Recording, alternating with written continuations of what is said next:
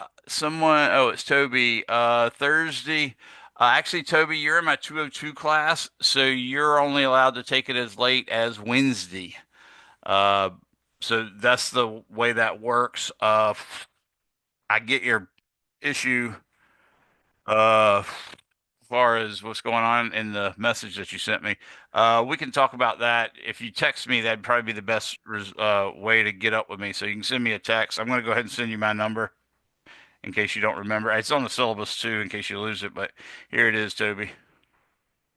So you can just text me that and we'll work out any details. But yeah, all those hours I had available for Monday, Tuesday, and Wednesday, you're only allowed to go one day later than what your exam time was. That means, for instance, I have some exam people that had their online classes and their lab meets on Thursday. That meant they're allowed to take it as late as Friday. But that's only those particular students. And they have to take it at the testing center if they want to do that. I just am offering those Monday, Tuesday, and Wednesday hours for anybody to attempt it. Could possibly do a later one on Tuesday or a later one on Wednesday if that would help you, but I can't do much with Thursday. All right, looks like I got several people in here. Thanks, Debbie. Anybody else have any questions? You feel free to just speak up, but also you can type them in the chat. Even when I'm sharing my screen, I try to keep the chat window open so I can read it. Uh-oh, I just realized I do not have my iPad. I will be right back. Hold on. Check out my cool shirt. It's a good time.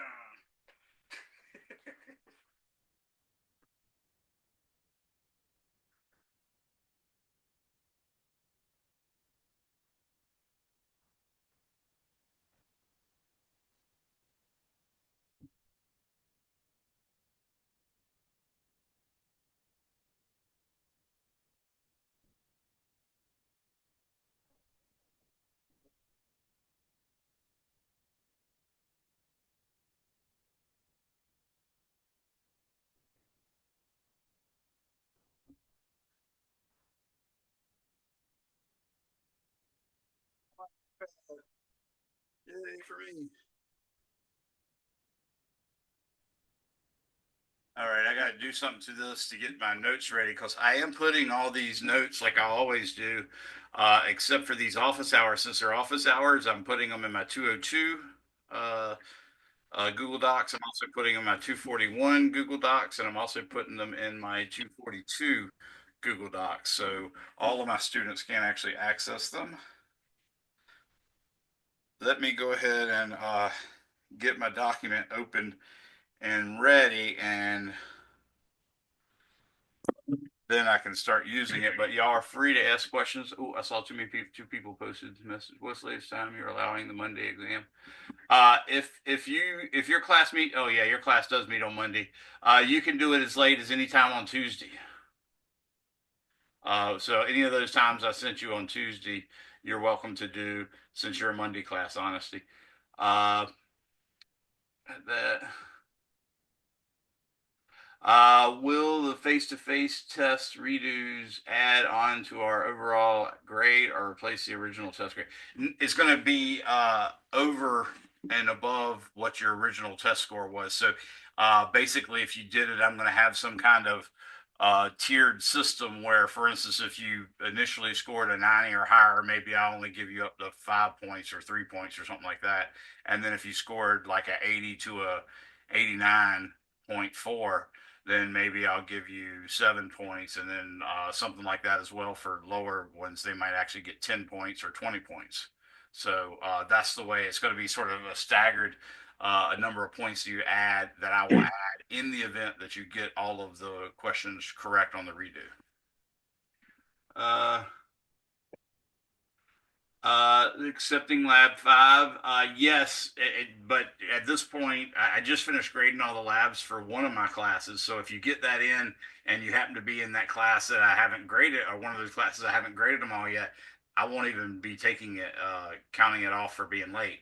But if I'd already graded them, which is my 242 D01B class, those students Oh, that is you. Well, sorry. Yeah, those students have been graded. So if you want to put it there, you probably are going to get a deduction of up to 30 points. Basically, my rule is when it's late like that, it's 30 points off. Everybody gets a flat 70 if they do perfectly. I did in a couple instances where people were just a few days late. I made it like a 10 points off or something, but that's the lowest I've ever done, and that was only when they were really, really not very late. Uh, Got another question here. I'm still haven't decided, or I still have chosen not to tell anyone my decision. I am much closer to being 100% certain what I'm doing, but yeah, you're just going to have to see whether it turns out to be on the computer or on paper or multiple choice or not multiple choice, but still on the computer, that kind of thing. Sorry about that, Benedict. I know it puts your mind at ease, but I'm just make sure you learn what you were supposed to do in the first three tests, the first face-to-face test. Those of you in my 202, they only had two face-to-face tests. So make sure y'all really learn how to do that stuff because there's a good possibility that a significant amount of the final exam will come from those old tests, but not exactly those old tests. So even if they are multiple choice, it's going to be entirely different numbers and answers. So mainly to just get rid of the idea of people just memorizing their way through passing the test. Hey, Professor. Yes. Um, so you said the test would be published tomorrow morning, just because I've scheduled with the testing center to take it Monday afternoon Yes, or yes, tomorrow I'll afternoon. definitely Okay. have it to. Actually, I'll have it tonight. Probably that's what I'm working on right now. I've got all three of my finals being that I'm sort of working through making them right now while I'm updating my course grades. So basically, by sometime early tomorrow morning or sometime really really late tonight, your grade book will also be up to date with everything but your lab instructor's grades. Uh, Unless you're in one of my classes, which obviously you're using another student, I mean, another instructor for your lab. But the people that are in my face to face class, their labs have been graded and are just being put in now. Okay. Does that include the homework? You said that'll be done. Yeah. I guess what's the last date to do the homework for extra credit, like the extra chapters? So what you basically have until I think I put it on the 8th, which was today. Some of them might be the 9th, depending on whether you're a Monday Tuesday class or a Tuesday or a Monday or a Tuesday Thursday. Wednesday. Yeah. Okay. So that's the issue with that.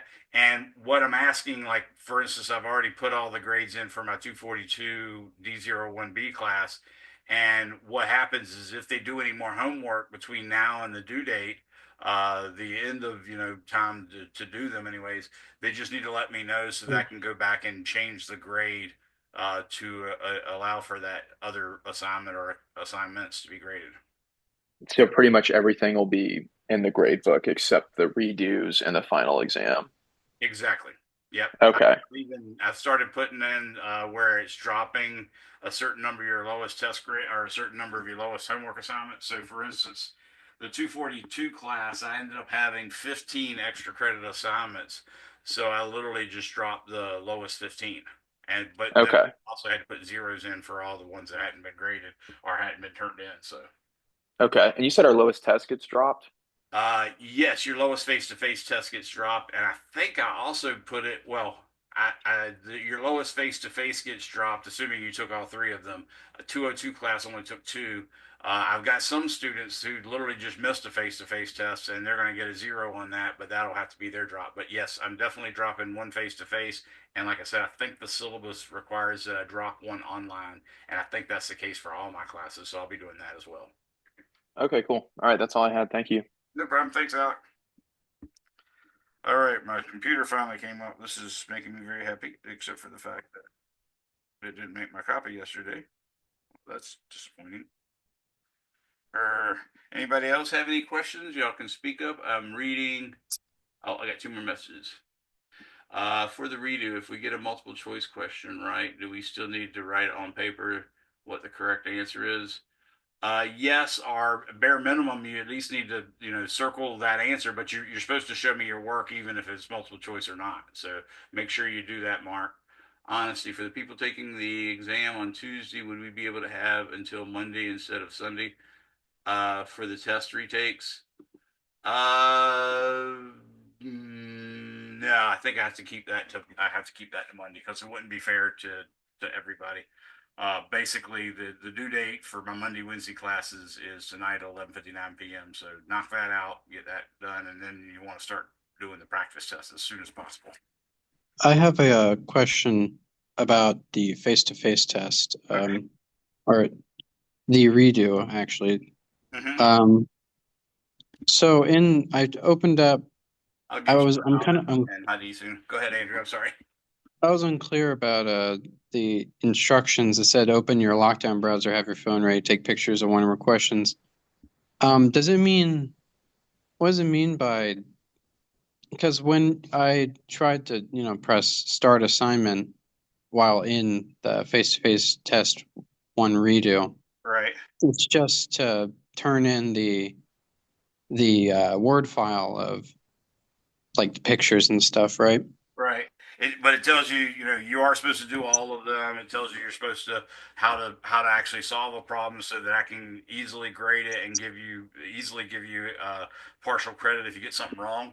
So yeah, that's still the case. Other than that, what are you asking me about it? Oh yeah, I was just wondering, like, how do I do it? Is it redoing problems from the initial tests, or Yeah, is it? it's redoing the whole initial test. So you've got to go in. Usually, it requires your lockdown browser. You go into log into Canvas, click in this course, your course, and then click in the grade book, and then click on your score for, say, for instance, face-to-face test T01.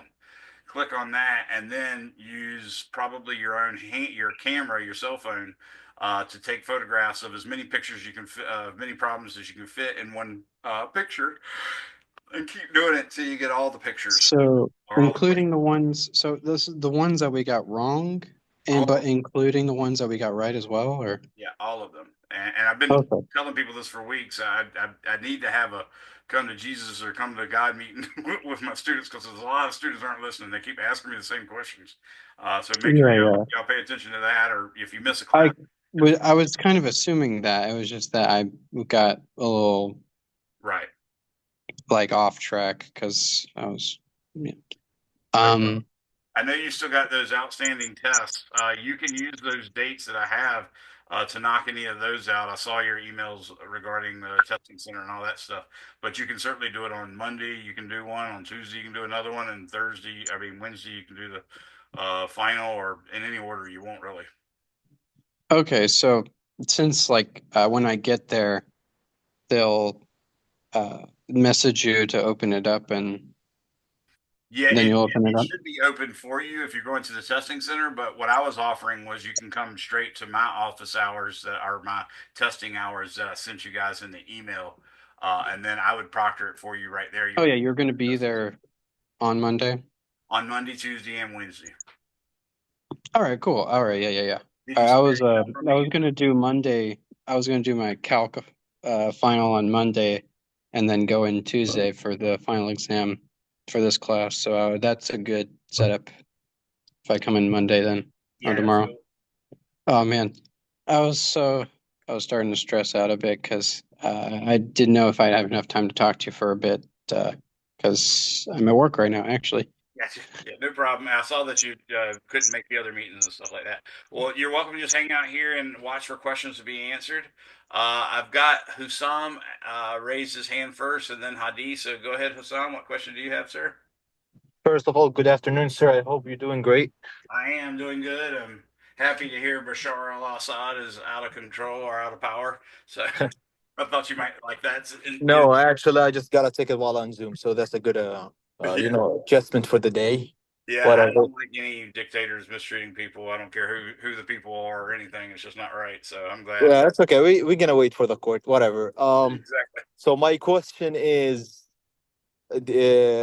talking about the homework that you just said it is extra credit. You said the due date is due today's or tomorrow's.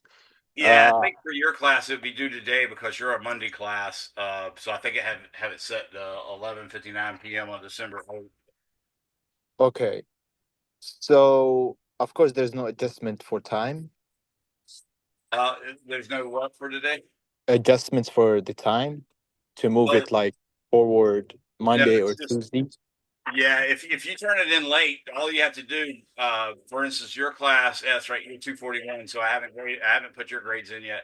But all you have to do, like I said, is submit it. And if you do some after the time, I'm not going to allow you to complete any late assignments after you take the final. But Hmm. for the final, I can adjust the grade if you take something after it's due. Sorry about all the noise. My neighbors, somebody banged on our No, doorbell door, and now my dogs are going crazy. But yeah, no, what I'm you're good. saying is you can do it late. You just got to let me know, because once I put those grades in, I'm going to leave it as if nothing happens unless you explicitly tell me exactly which assignment you've done since then. That goes for you to. Oh crap! I think he may already be gone. Yes, he is. Oh well, I'll let Alec know. Hmm. And okay, and my second question and final is, are we gonna do it in the same lab that we did the last test? Possibly, but I was just telling another student, anywhere on that JC Hall is a possible place for us to be. So, for Oh, cool. instance, if I decide to do a paper test, we would be much better suited in like JC 12 or JC 10, which are bigger classrooms, so that I could leave an empty chair between you and your neighbor when you're taking Mhm. the test. So it could actually be in any one of those classrooms, but generally it'd be normally in one of those labs, JC 21 or JC 26, but even also JC 28, which y'all haven't been in at all. Okay, thank you very much, sir. That's all. Good luck. I actually have another question. Sorry. Oh, go ahead.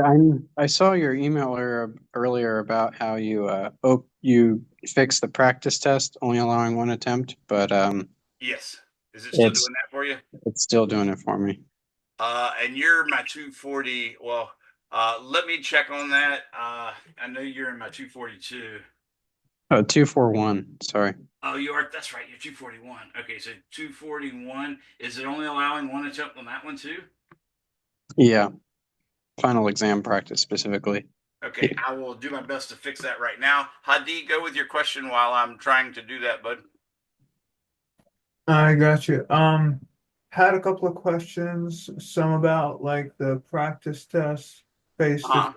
and like just general conceptual questions. I'm just gonna ask you about the practice test, or I took the practice test number one versus, Uh-huh. I'm sorry, let me just pull it up.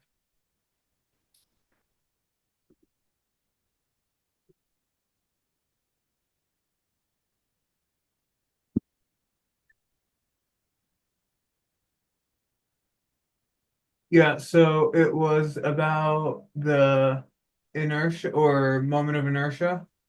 It is question 20 on my first practice test. I know they're random. Would you want me to read the question off, or do you like, can you search it on your end? I can search it on my end. Let me figure out what's going on with this real quick. But yeah, you can read it to me. I got That you. would probably be sufficient. If I need it, I'll just pull it up. I got you. Let me know whenever you're ready. Okay.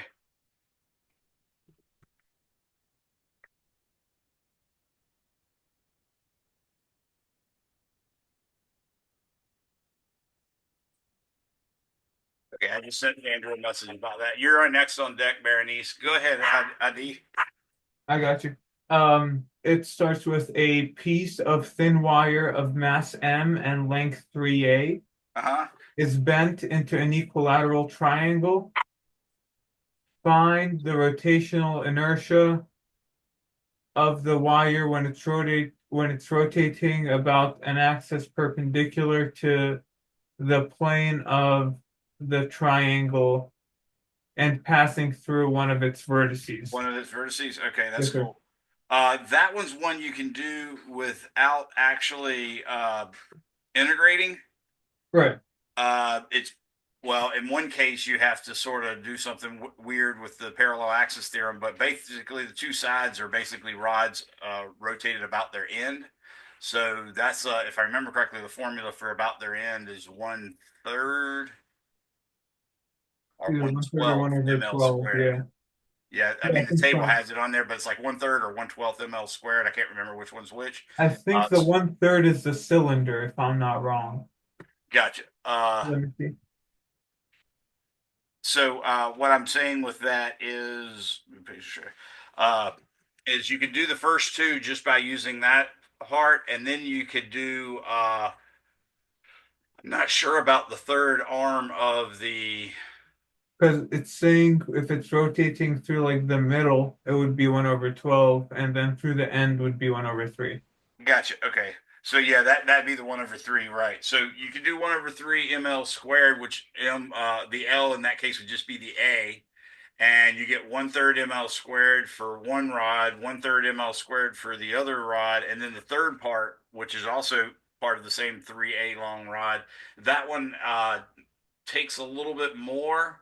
In fact, you can use the parallel axis theorem to find out what it would be, but you've got to find the distance using trigonometry of a equilateral triangle to figure out how far from the apex, which is what it's rotating about, to the center of the actual third side that doesn't actually touch the apex.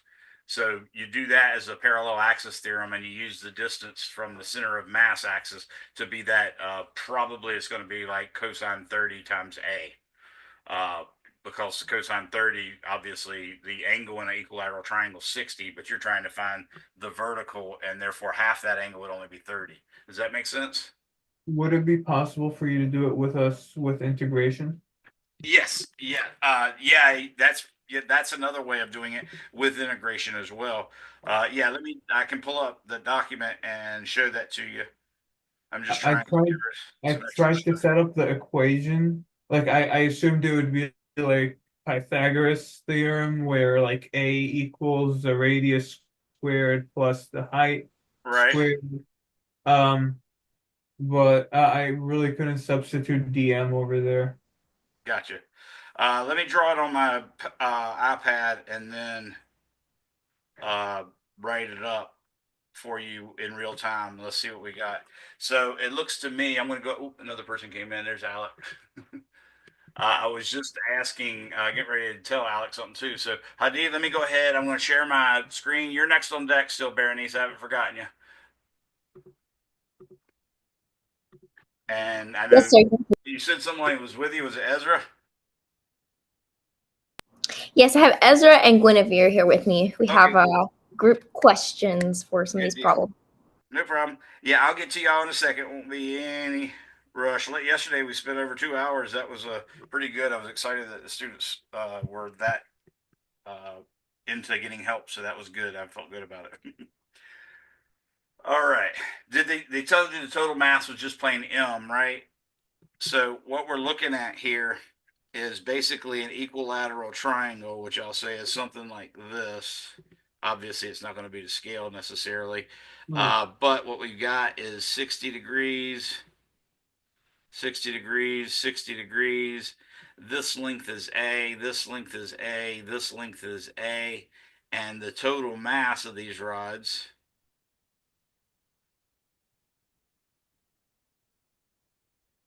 equals just plain M. Right. So if we imagine for a second rotating it about this axis coming out of the page, perpendicular to page, then this one has a moment of inertia equal to 1/3 of m/3 because the total mass for the 3A length is m. So this one has a mass of m/3 times a squared. That's the same thing that you get for this one as well. 1/3 m/3. Oops. Even if it's rotating at an angle, does that not? I thought it wasn't it rotating perpendicular to the plane of the triangle. I thought that was the wording of the problem. Yeah, but like for the leftmost or the left side, isn't it rotating at like a 60-degree angle if it's perpendicular to one of them? If it's Oh, perpendicular. no, what really matters is how far it is from a radial line from the Okay. axis. So it is a radial line from the axis. So that's why those other two just work out that way. I got you. Okay. Now the last one's a bit more of a problem. So what we could do is, in principle, you cut that in half. You see that this angle would be 30 degrees, and that the length of this side, let's say big R, I'm going to say big R should be equal to A times cosine 30 degrees.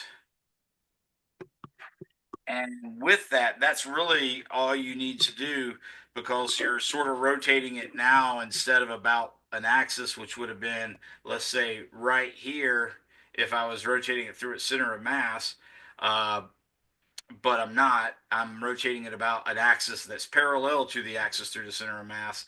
So that gives me, the parallel axis theorem gives me I about a parallel axis is equal to ml squared plus I about the center of mass axis. So in the center of mass case, we actually had it rotating, and that was the 1/12th. So we're going to get basically m over 3 is the mass of that one side that's got the red arrow pointing to Okay, it. I got you. Gotcha. Okay. And then the distance away from the axis rotating right through the center is that A cosine 30 degrees. And that, of course, has to be squared. So that's our ml squared. Plus, we have the moment of inertia as if it was rotated about the center of mass. And you said you looked up the table and it was 1/12th when it's going through the middle, right? 1/12 if it's at the center of mass. Yes. Yeah. Gotcha. So that'll be 1/12th m over 3 times. Now the distance is going to be, or excuse me, the distance is just the length of the rod, which would be A for that case. And it's that. So that should actually be the formula. Of course, you know cosine 30 is equal to root 3 over 2. So that's the 0.866, I mean. So we should be able to say that this would be m times a squared times 1/3 times 3 over 4, because it was this part right here is the square root of 3 over 2. So if you square that, that becomes 3 over 4. Wouldn't like also we could do it if you put the parallel axis through the top of the triangle where the distance would just be half A. Would that also work? Uh, no, because that'd be a different axis completely. You would be consistent for that one, but then your other two would be jacked up. Because we're decidedly rotating about an axis through that one vertex of the triangle. So this looks like 1/36 m a squared. This, of course, this 1/3 and this 3 is going to cancel out. So I've got basically for just this, just that one side, I'm going to get equals m a squared times 1/4 plus, I'm leaving a space on purpose, 1/36. Obviously 4 goes into 36, so I could multiply that by 9 over 9, because 9 times 4 is 36. And then what I have is 9 over 36 plus 4, or excuse me, plus 1 over 36. So that's 10 over 36 m a squared. Now I total for that should be the 1/3 times 1/3 m times a squared. So that'd be 1/9 m a squared plus the other one's 1/9 m a squared plus the other one. By the way, 10/36 can be reduced to 5/18 ma squared. So now we see the least common denominator is 18. That means I'm going to multiply by 2 over 2 and by 2 over 2. And of course, that's going to give me ma squared times 2 plus 2 plus 5 over 18. 2 plus 2 is 4, plus 5 is 9, so 9 over 18 equals 1 half. So the answer is supposed to be 1 half ma squared. Was that a choice that they gave you? That was one of the choices. It didn't show me the correct answer, but like on the internet, that's what. That's what you found too? Yeah. Gotcha. Yeah, then that is probably right. Everything looks good from a physics standpoint to me. So the only mistakes I could have imagined making is my often made arithmetic error. So I I think got you. that works that way. Does that make sense, Hadi? Yeah, perfect. Thank you. You're welcome. All right, Bernice, what's up? Hi, Professor Younger. So we have about 3 questions. I know there are other people in here too, so I don't want to take away their time. That's okay. We'll do like 3, and then we'll move on to someone else if someone have one. Okay. If not, we can come back and do more yours. Okay, sweet. So I'm going to read off this question here. This was number 20 on the third exam. Uh-huh. So it was a 2 kilogram mass object traveling east Okay. at 20 meters per second collides with a 3 kilogram object mass, traveling west at 10 meters per second. After the collision, the 2 kilogram mass has a velocity of 5 meters per second to the west. How much kinetic energy was lost during the collision? Okay. Read those numbers off again for me. I got 2 kilograms, and then my iPad started screwing up my writing. So 2 kilograms, and that was moving east at what velocity? At 20 meters per second. Okay. And that collides with the 3 kilogram object traveling west at 10 meters per second. Okay. Then And after the collision, after the collision, what were we gonna say? After the collision, the 2 kilogram mass has a velocity of 5 meters per second to the west. And it's just asking how much kinetic energy was lost. Gotcha. Okay, so this looks a lot worse than it is, but it is a conservation of momentum problem. So the laws of conservation of momentum are the laws of physics basically dictates that if the net external force acting on the system is 0, then the total momentum before the collision is equal to the total momentum after the collision. And if it happened to be elastic, which this is definitely not elastic, this is what we call an inelastic collision if they stuck together. But in this case, are totally inelastic. But in this case, it's just not elastic, so we can't do that. But they're specifically wanting to know how much kinetic energy was lost. So I should say K lost equals question mark. That's what we're trying to shoot for. So our equations are basically, if you look from the book, you'll know that P sub x, that's given by, I'm going to call this object mass A, and this is velocity A, and this is mass B, and this is velocity B. So what we're going to get is M A V A. Now, at this point, you could switch to a different coordinate system so that one sitting still, that would make it a lot easier. So if we imagine that, then we just have to correct for it. What we would do is imagine ourselves in a reference frame that's moving to the left or to the west, which is the left, at 10 meters per second. Uh, if I do that, say from, that's supposed to be from a reference frame.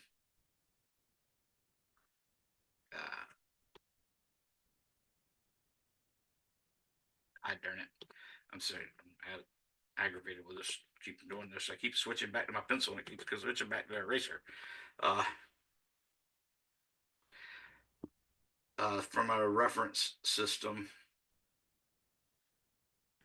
moving west at 10 meters per second. So the initial momentum would just be MAVA in the x direction anyways. And then we get MAVA prime cosine theta plus, and that should be theta prime, by the way, and theta A prime. And then actually, we don't even need to prime on the theta because there's no need for it because there's really only a theta and theta A and a theta B. So I'm going to say this one is now MB times VB prime times cosine theta B. And then the momentum in the y direction gives us 0 because it was initially moving to the east, which we're going to assume is the positive x direction.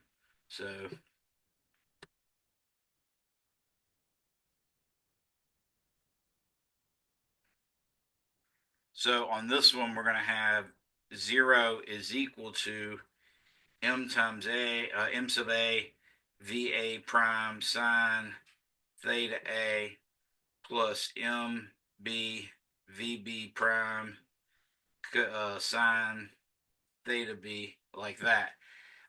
What they did give us, of course, was this VB before the collision, the VA before the collision, and then the VA prime, which is after the collision. So we can still solve everything like we're normally going to do. So what I'll do is I'll say 2.0 kilograms times 20 meters per second is equal to 2.0 kilograms times, now they gave us that velocity after the collision was 5 meters per second. Now that's 5 meters per second west, but we're actually moving at 10 meters per second to the west in that frame. So in this frame, that would be basically negative 5 meters per second. So that's how we have to correct for that, because everything's moving, like I said, we're moving this way at 10 meters per second.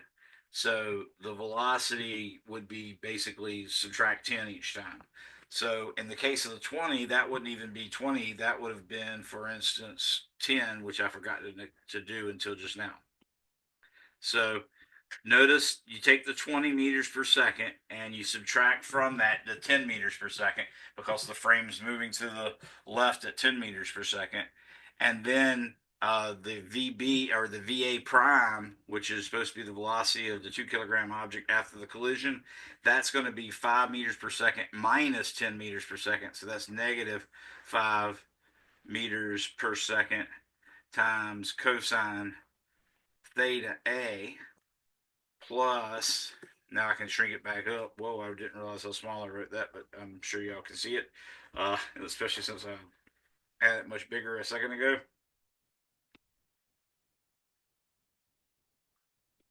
Or negative 5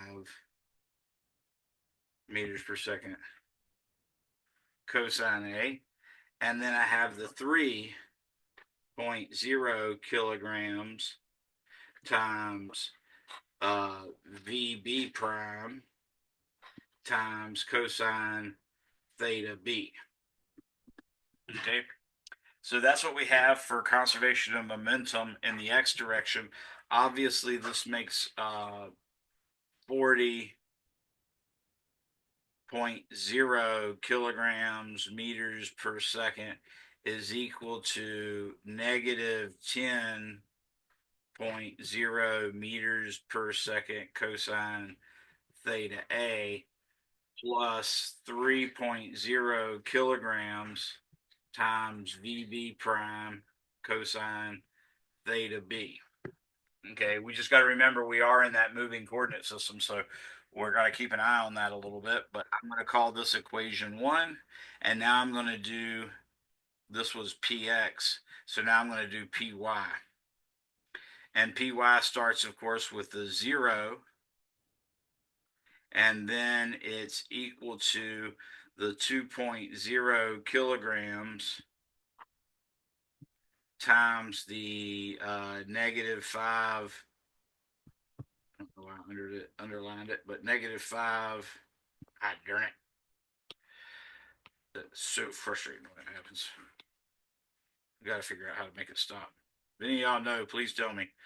5.0 meters per second times the sine of theta A plus 3.0 kilograms times VB prime times cosine theta B. Now, what I'm going to do is I'm going to move this first term to the other side, and it'll be positive then. So I'll have 2 times -5 would be -10, but when I bring it to the other side, it's going to be 10.0 kilograms meters per second is equal to 3.0 kilograms times VB prime cosine theta B. Okay, that'll be, scratch that. I'm going to call this equation 2. Okay.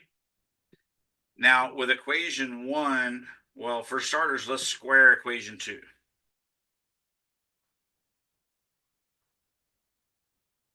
So that's going to be 100.0 kilograms squared meters squared per second squared is equal to 9.0 kilograms squared times VB prime squared times cosine squared theta B. I'm going to call this equation 2 prime. Now I'm going to rearrange and square 1. So rearrange. Excuse me, Professor. Yes. I have a question. In the second step, the first second equation that you did, where you put 2 kilograms times -5 meters squared Right. times sine of theta A, what happened with sine? That's your instructor being an idiot and copying cosine instead of writing sine. So good job. Yeah, that's exactly what kind of help I need. Awesome. Good Oh, job. no, the first sign that you And that should be okay. here too, right? You're saying that, of course, makes this one become sine squared instead of cosine squared, right? Oh, I see what you did now. Okay, yeah, that should be sine though, right? Yes. Sine Thanks for squared. catching me on that. That would have been a mistake Is that that bit me sine? unaware. Okay, so because from what I understand, in that sum, you have 2 kilograms times -5 meters squared sine theta plus 3 kilograms. Um, and then you have BV prime sine of theta B. Exactly. So, and then you're moving the 2 times 5 to the left side, which is 10 kilograms Right. times meters over second. Yeah. Where did the sine of theta A go? It's there. You just didn't see it, I'm sure. Okay. In other words, I'm lying because I've left that one off too. Okay. Oh, all right. Okay, Yeah, good I was job. very confused about it. All right. So you and You're what right is on the money. Exactly. and why is it squared? Uh, because I told you the one technique that you really need to learn to solve a system of two-dimensional equations for conservation of momentum and kinetic energy is done by squaring the two ones and then adding them. But you first got to get all the A stuff on the left-hand side and all the B stuff on the right-hand side, and then square it, and then Oh, add yeah. them together. I think I remember that in class. I did put a mark on that. I just for okay. Yep, All yep, right, that's I it. got it. It's just the tried and true way that gets you most of what you need. Very seldom where you run into a conservation of momentum problem that you can't use that. So that's why I like using it. Okay, thank you. No problem. So that was all from two, and now that she caught me on my signs, which is great. Like I said, I left off one, I made a cosine, the other one I completely left off, so that's great. Now we're going to take one, and I'm going to get all the A's on one side. So that means the left-hand side is going to become 40.0 kilograms meters per second. Then I'll pull the minus 10 cosine A to the left-hand side. That's going to become plus 10.0. I don't like how close that was. 10.0 meters per second times cosine theta A. That's going to be equal to 3.0 kilograms VB prime cosine theta B. Now I can square that equation, and that's really what we're shooting for. So now that I square it, what I'm going to get is 40 squared, which should be 1600. So that's going to be 1600. Obviously, I only have two sig figs though, so that's kilograms meters squared per second squared, and the kilograms should be squared as well. So that takes care of that term. Plus, I got to do 2 times the product of the terms. So 2 times 40 times 10. 40 times 10 gives you 400, and then times 2 gives me 800. So this will be 800.0 kilograms squared meters squared per second squared times cosine theta A. And now I got to square that last one, which would be plus 100.0 meters squared per second squared. Where's my mass on that? Did I get the, yeah, the kilogram was supposed to be in there, wasn't it? Yeah, because it was 2 times 5. So that's a kilogram as well. I just left it out.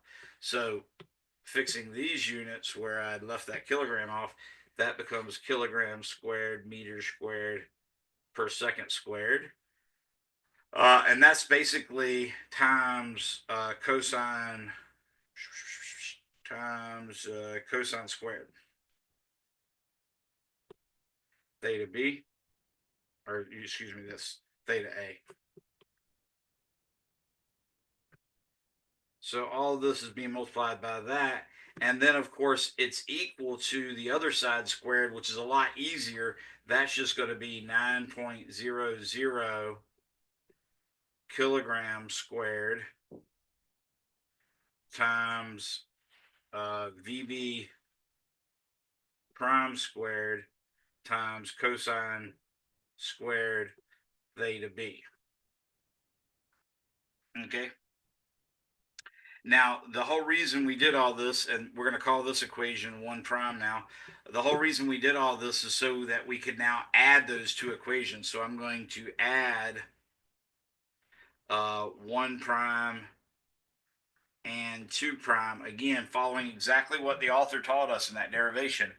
So the left-hand side is basically going to be 100 kilograms squared meters squared per second squared. And that came from equation 2, which is a 2 times 5, and trying to double check my work, make sure I didn't screw up anything. It looks like this should have been a sine squared next to it as well that I completely left off because I'm a goober. So here's what I'm going to do.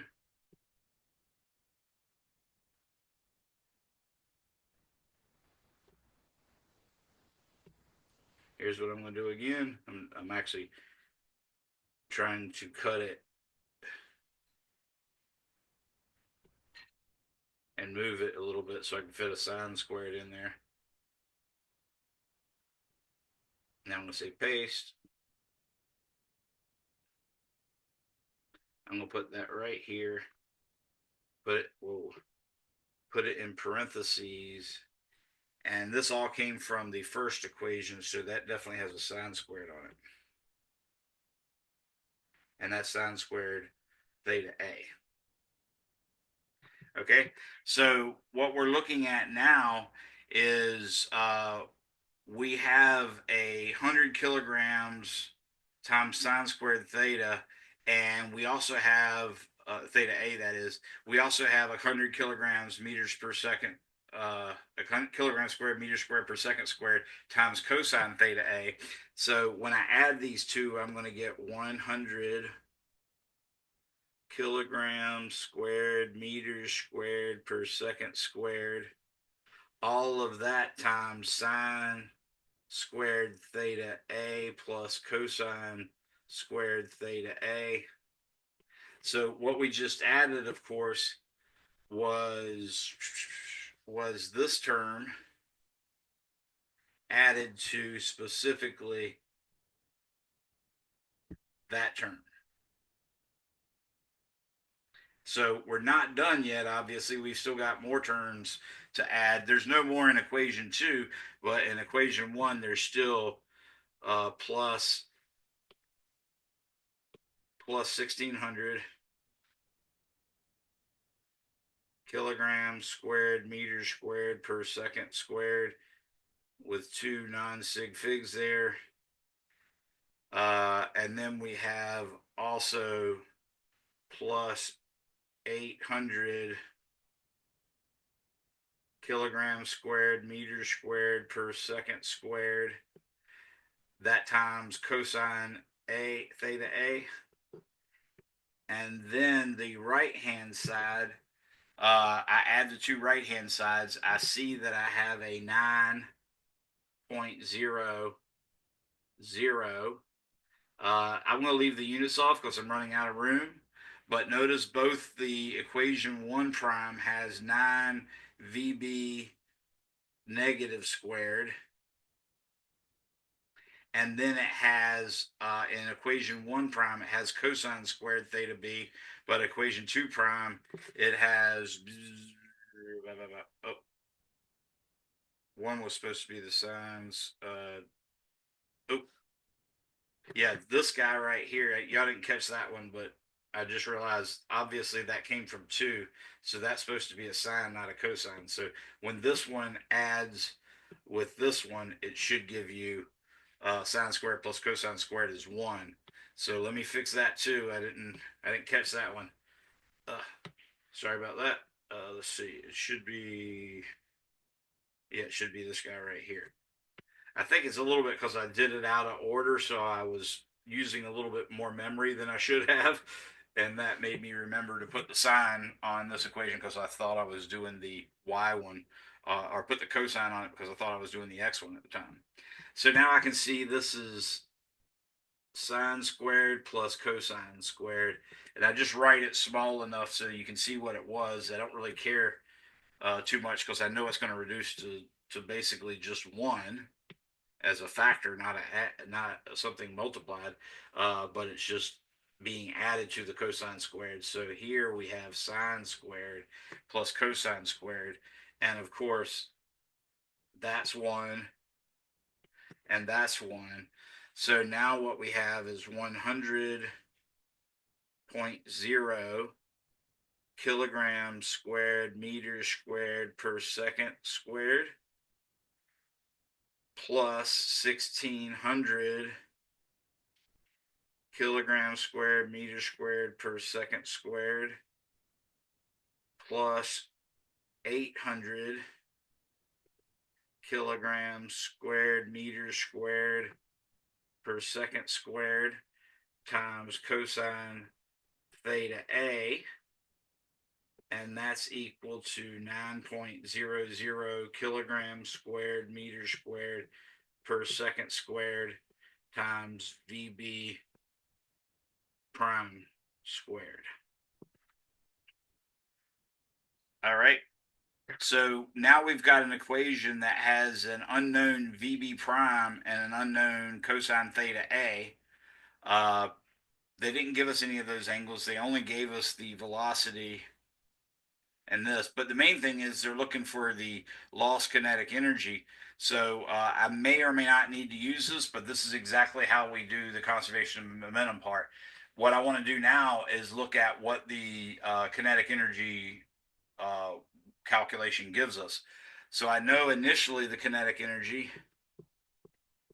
is supposed to be 1/2 times 2.0 kilograms. Again, I'm in a frame that's moving to the left at 10 meters per second. So at least in this frame, that's still going to be a velocity of uh, not 20 meters per second, but in fact, minus 10, that'd be 10 meters per second. So that's going to be 10 meters per second squared. And again, in the frame, in the moving frame.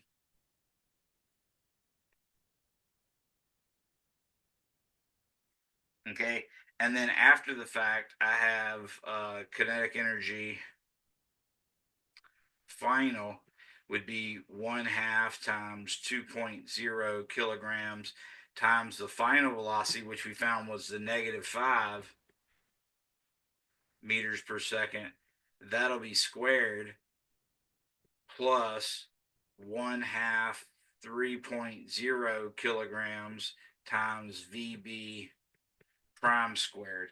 So once I can compute these two quantities, then I can, in principle, figure out what the loss in kinetic energy is.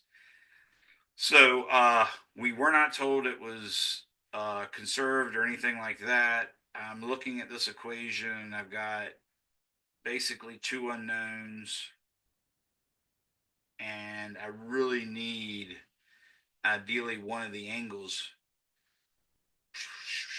Anybody see anything that I'm missing that might be helpful? Professor Younger, why do we need angles for this one? Because isn't it just moving like horizontally to the left and to the right? Oh, if it was it one dimensional? Did it say like a head-on collision or something? Well, it's just saying that the 2 kilogram object was traveling east, the other one was traveling west, and then after the collision, the 2 kilogram object was traveling 5 meters per second to the west. So it never says that they went off at angles. Okay, so yeah, I made this way worse than it was. I thought we were solving a two-dimensional problem. We don't have to do any of that crap. But I guess that was worthwhile to see because this is the technique that you go about using in solving a two-dimensional problem. So, but that makes it a lot easier. Now that we have that, we actually have some very specific results we got for head-on collisions, and that tells us exactly what we're looking for. So let me pull that up real quick. That's not it. There it is. Okay. I've got the text open. I'm going to go back. This would have been chapter 9. No, chapter 9, I think. So I'm going to do that, and elastic collisions in one dimension.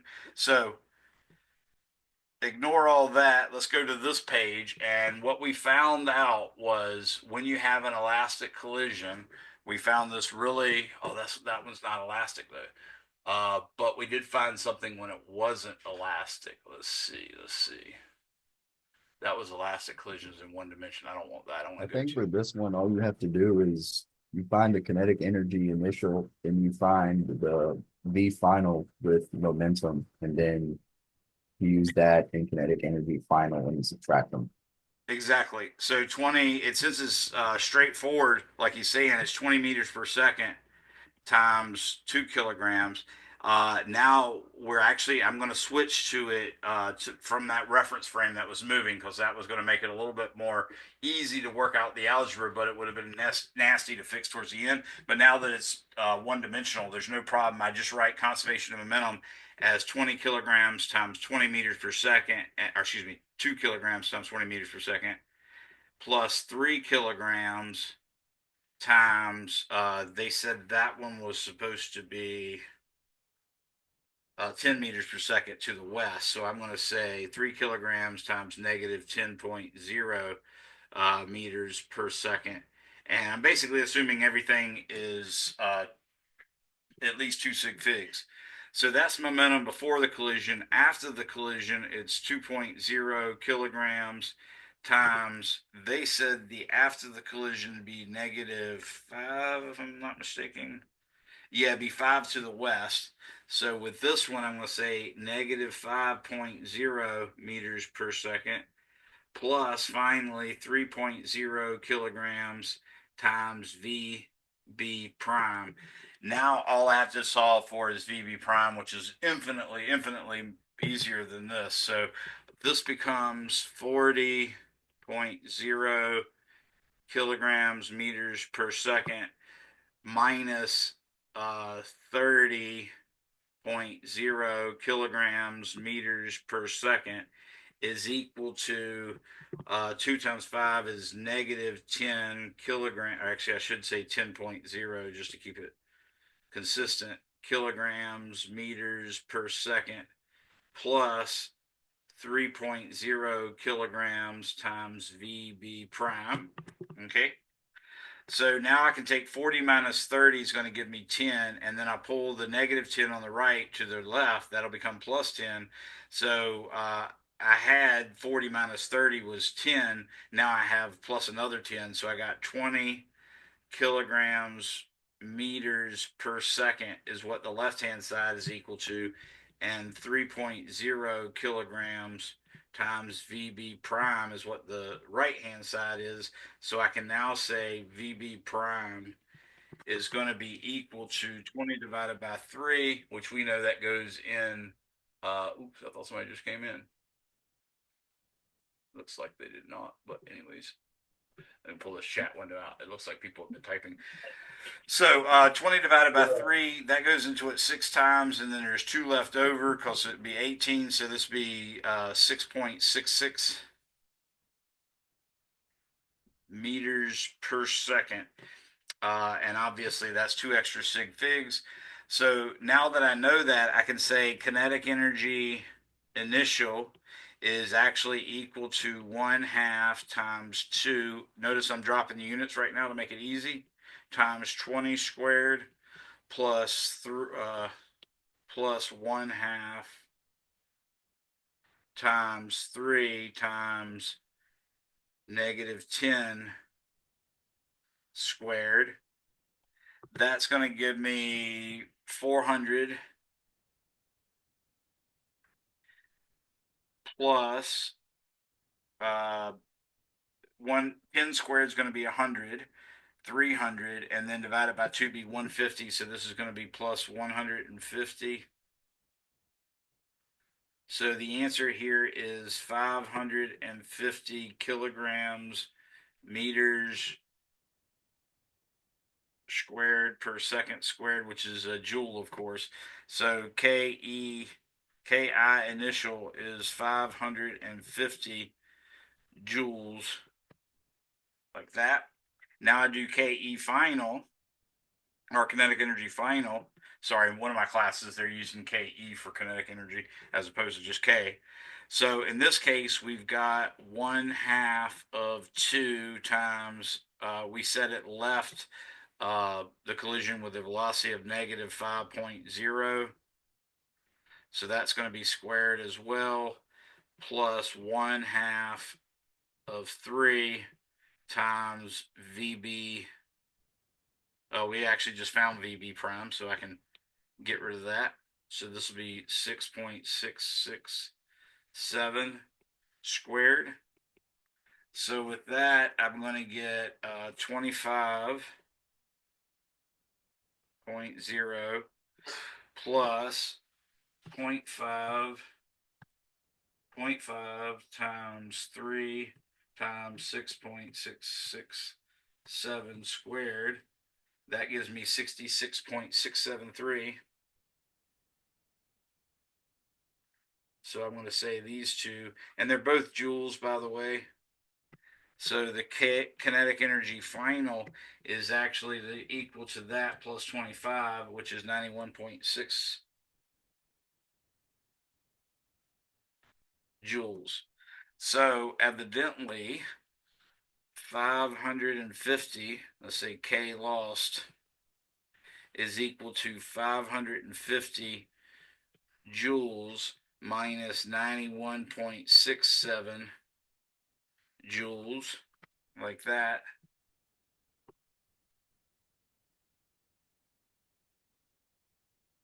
Gives me 458. Geez, I can't believe how much time I spent on that last one when we didn't even need it. So this is 458 joules is what it missed. Is there an answer like 460 or 4.6 times 10 to the 2? Yes, sir. Yep, 458 is one of the answers. Okay, so that should be the right answer. Sorry about taking you on that wild goose chase. I didn't look at it, and I should have. It's my fault. I should have looked at it so I know that it was one dimensional. But hopefully that's a lot easier and makes more sense to you now. Yes, sir. And were you wanting to move on to someone else, or could I Now, still go ask? ahead and give me another one, and then I'll. I don't see anybody with their hand raised, anyways, and I know all my 241 students are helping this. Oh, Hadi's next. Let me go ahead and get one of yours, and then I'll go on to another person. Okay. And also the other one. I think number eight. Number Test eight. two, Okay. number eight. We have a simple one. This is from test 2. I know I've worked on this one with you before, but I was still confused when I was looking at it. So let me reopen this. Apologize.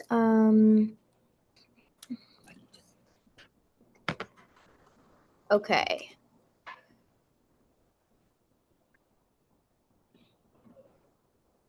Yes, it was an acceleration problem.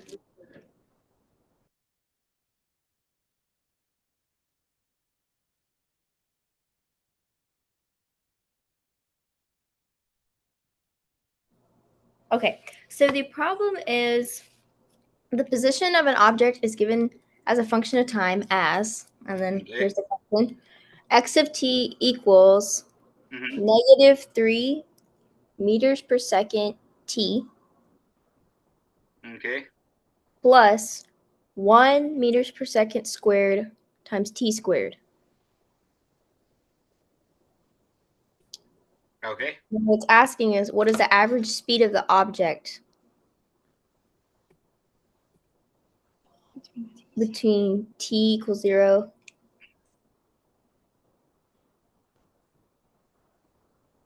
and t equals 2.5 seconds? Okay.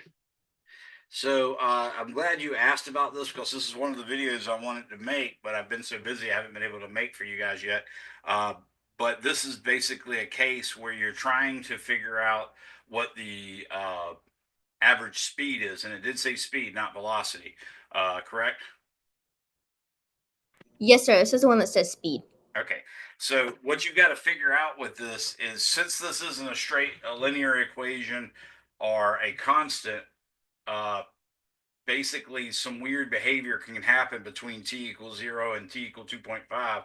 In fact, as a quadratic form, this thing could go like this, or it could go like that, and any of this could happen such that this is 0 seconds, and down here over here would be 2.5 seconds.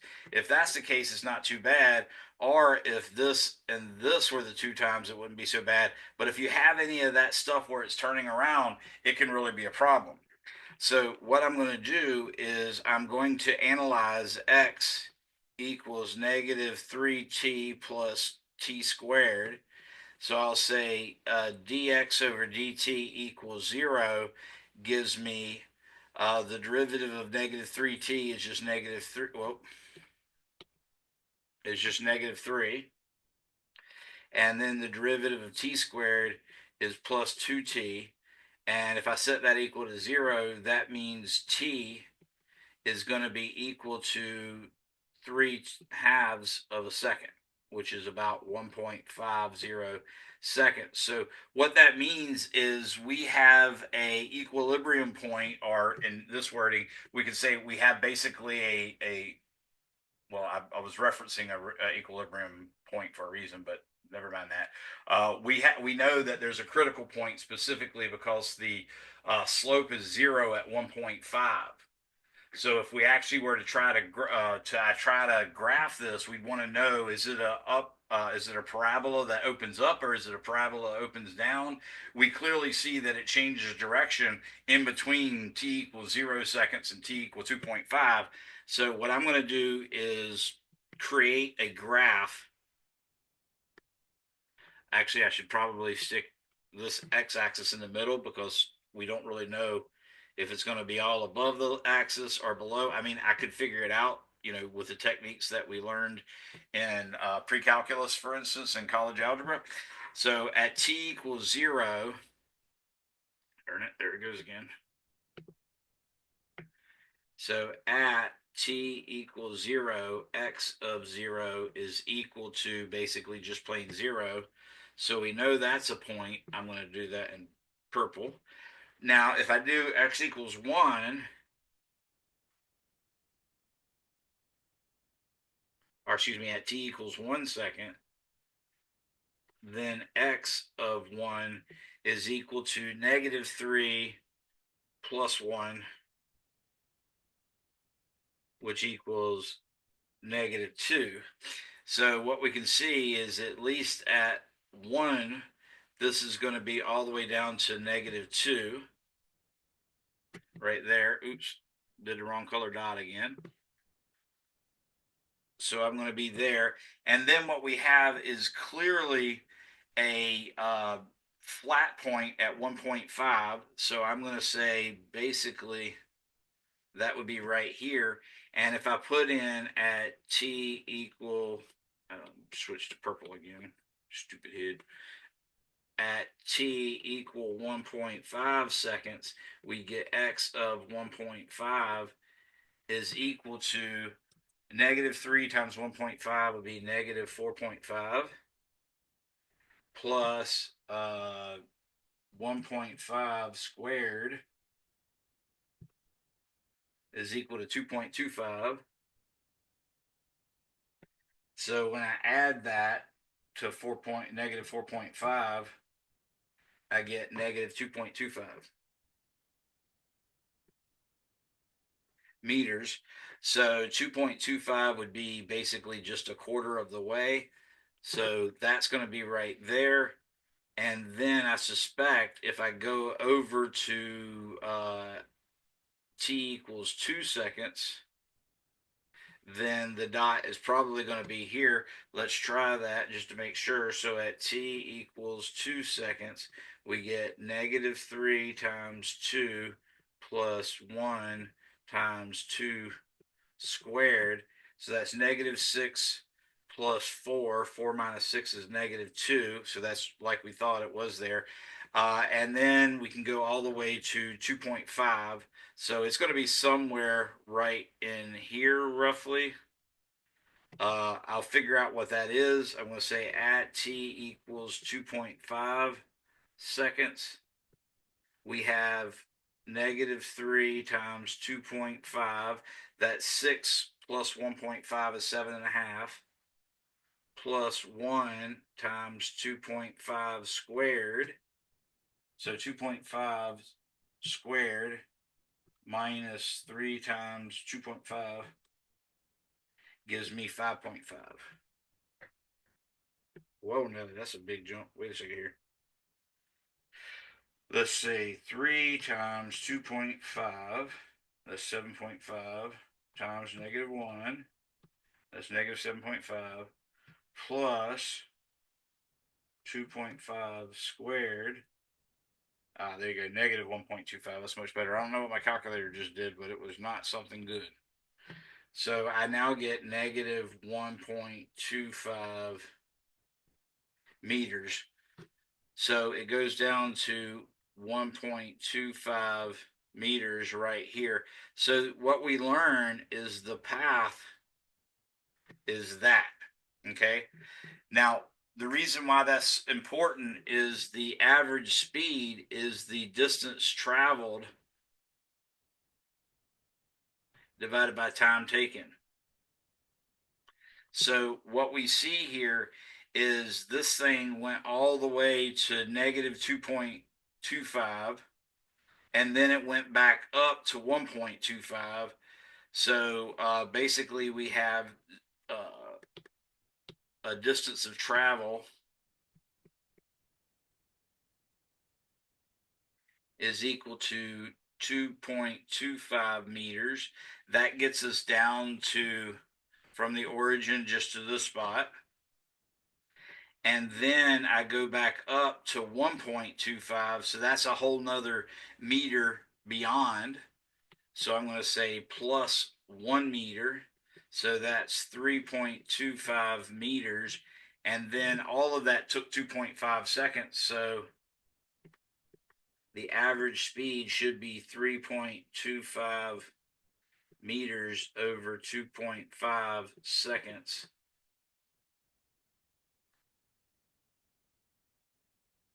And that gives me 1.3 meters per second.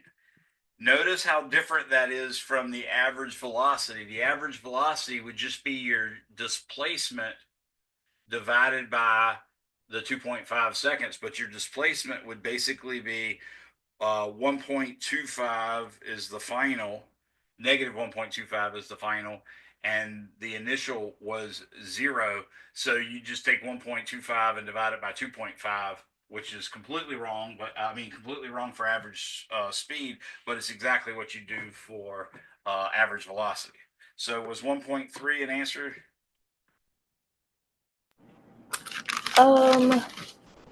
Shoot, I don't have it open in front of me right now, but I got it.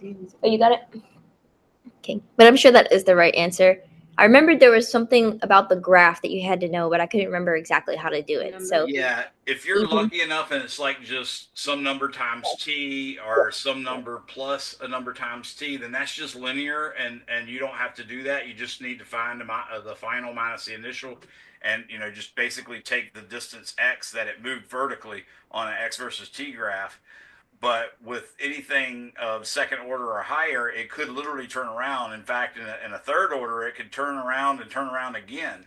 And you'd have to add up all that stuff. A fourth order, it could turn around 3 times. So it could really be quite complicated depending on how they make these x of t's.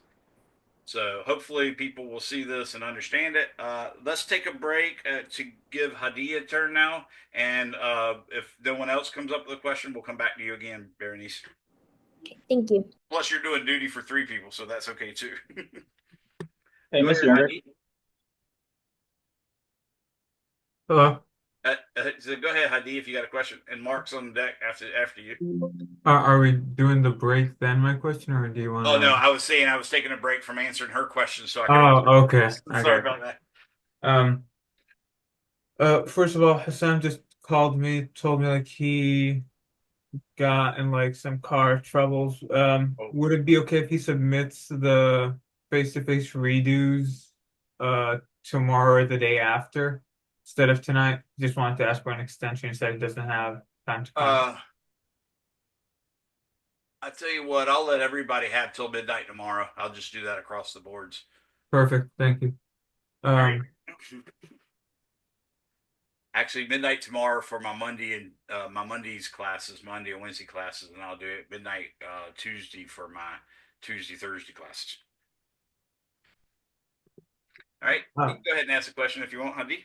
For the face-to-face, second face-to-face, the question number 25, it says, at what altitude should a satellite be placed into a circular orbit so that its orbital period is 24 hours, Right.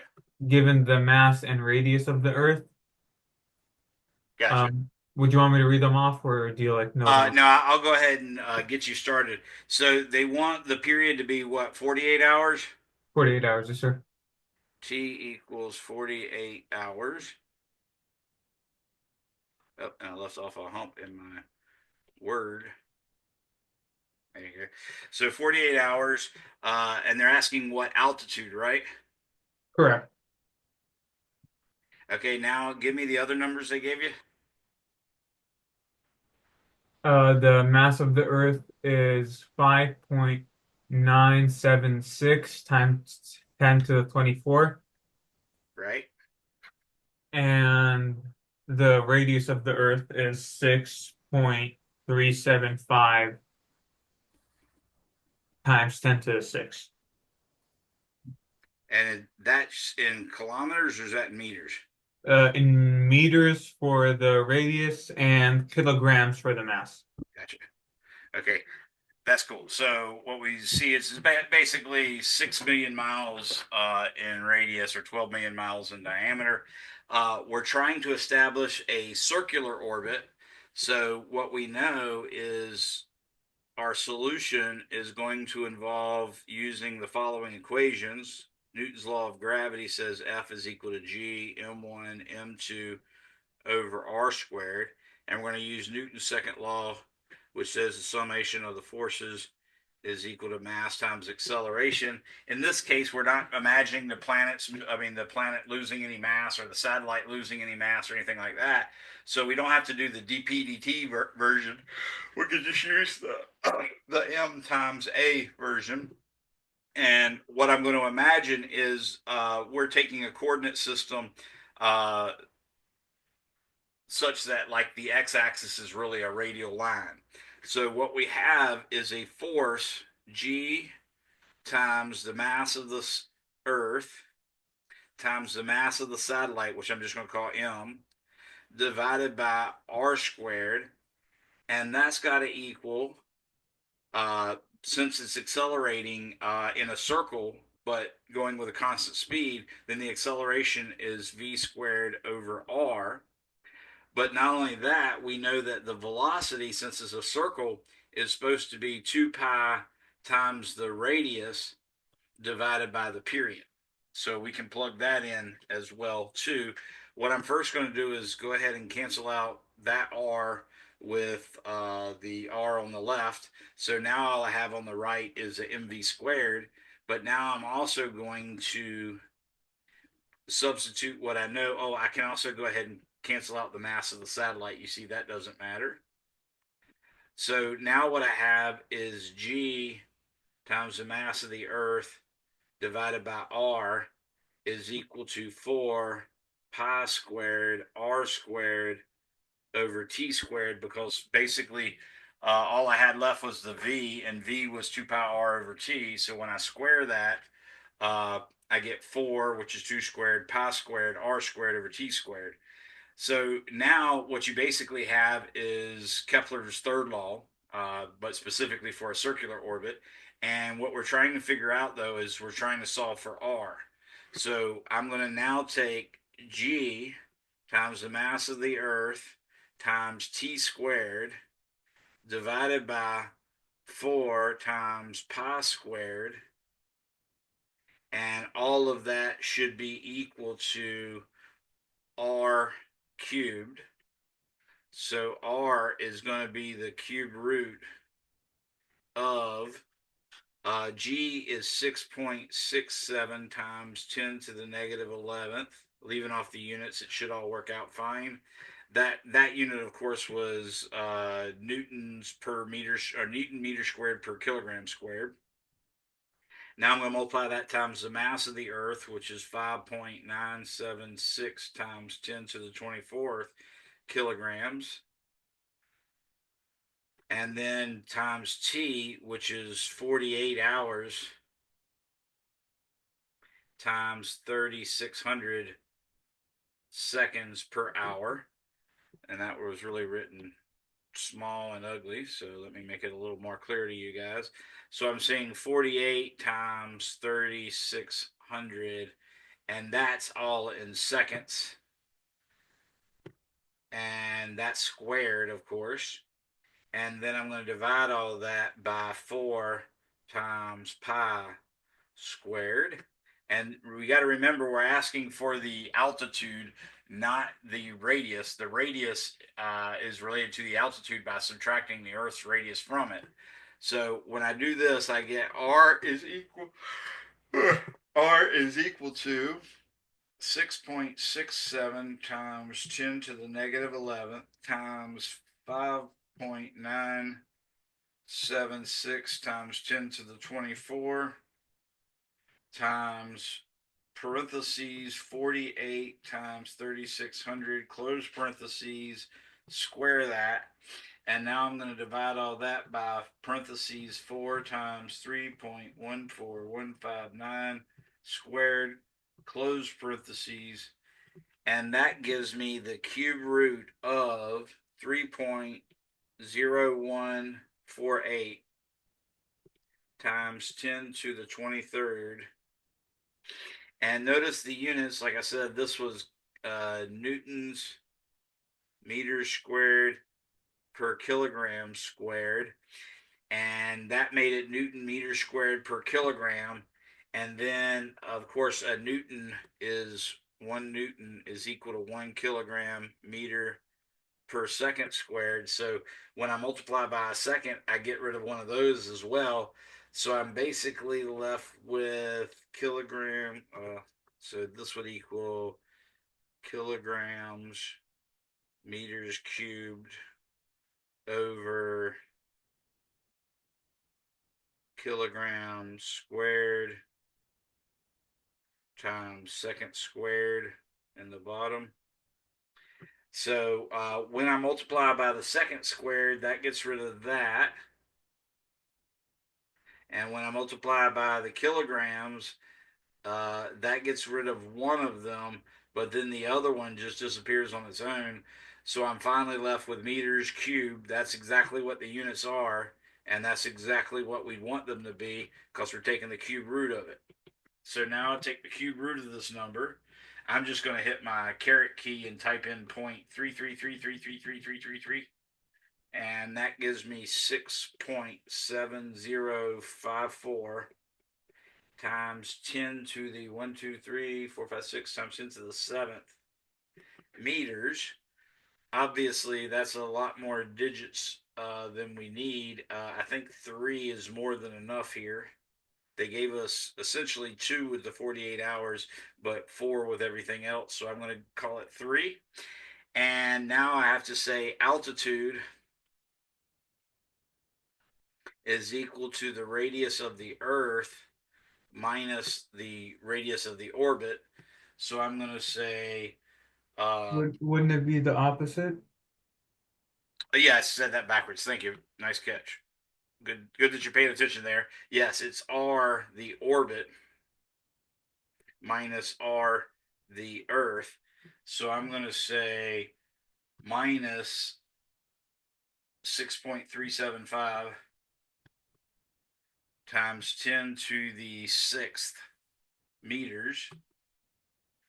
And that gives me 6.07 times 10 to the 7th meters is the altitude. So I would suspect the answer includes 6.7 times 10 to the 7th because that's a common mistake, but the right answer is this one. Yeah, they got me in the test, but yeah, that's the correct answer. Yeah, good deal. Yeah, you gotta pay attention. Like make a note, like I did here. I wrote altitude and put a question mark by it. That's a good move. All right, let's go to Mark next, and then Zach's on deck. Go ahead, Mark.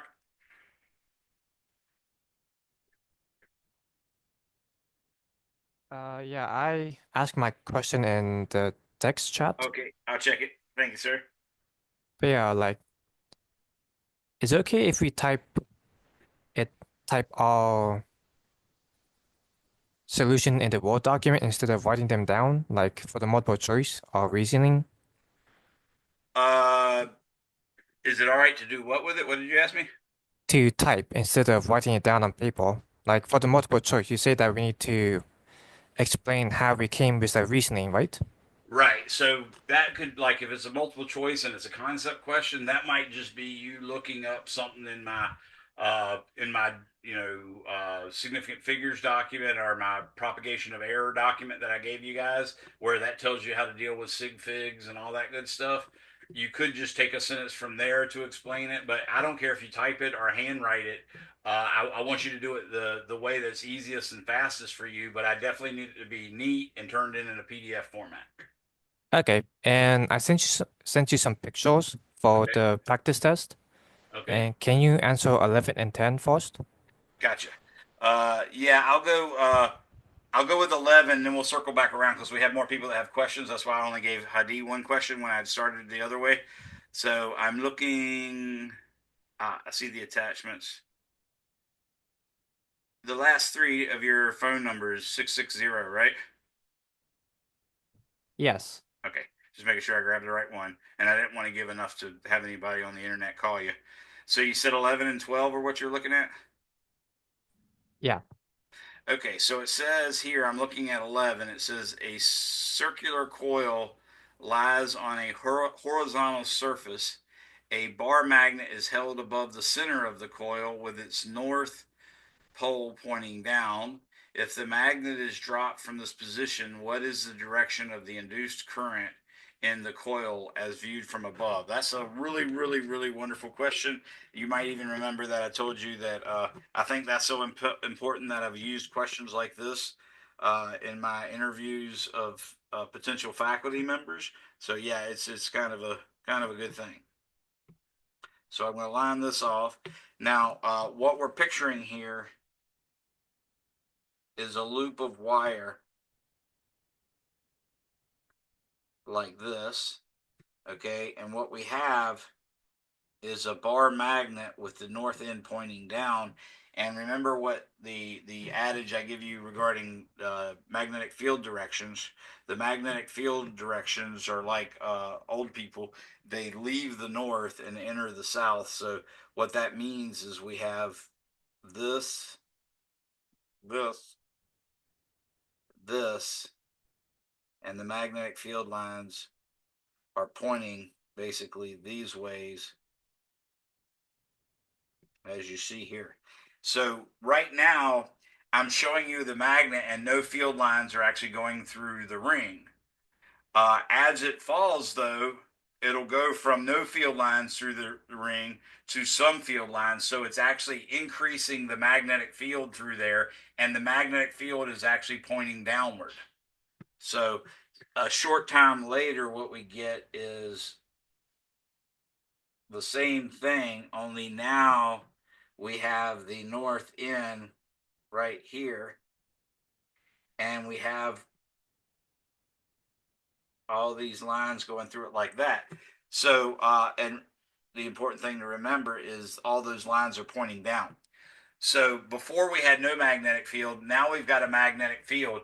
Lenz's law and basically Faraday's law tells us specifically that an induced EMF will be created so that it can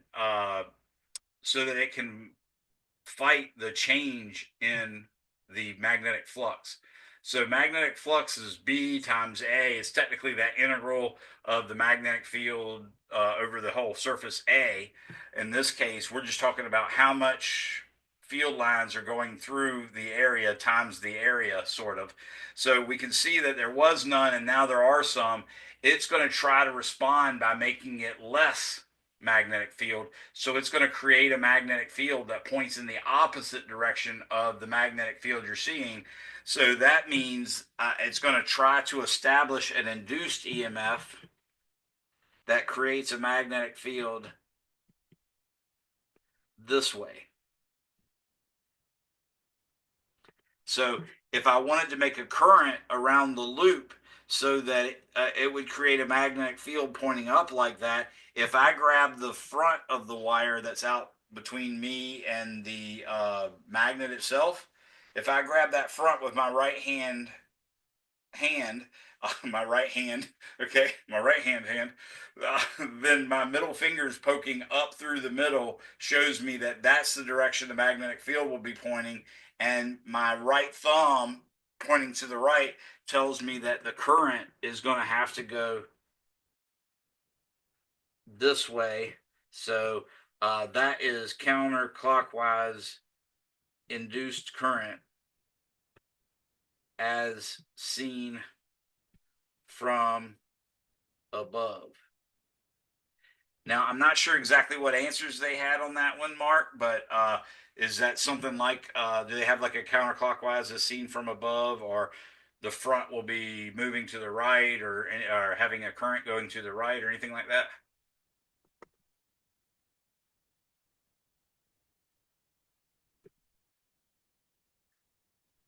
Is it clockwise, counterclockwise, or an EMF, but no current is induced in the coil, or there's no current in the coil?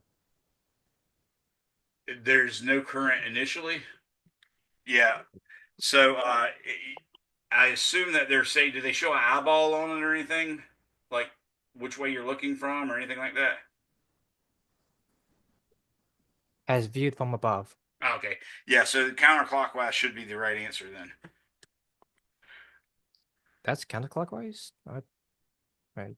That look like Yeah, the clockwise. front is going this way and then the back is going that way. So if I look from above, I would see it's going this way, which when I look up from above, Oh, that's the top going to the left and the bottom going to the right, which is the counterclockwise. oh yeah, yeah. Okay, you're right. Thank you. Okay. All right. Now next is I think Zach, and then after that was actually it changed up a little bit. It might have been that person left because I don't see them anymore. Yes. Okay, so yeah, I guess Zach is next, and then Alec, and then Hadi will be back at you. I believe we go back to Oh, Bernice Bernice, yeah, after. Bernice. Yeah. Thank you. Sorry about that. So go ahead, Alec, or excuse me, Zach. I had a question from what was it?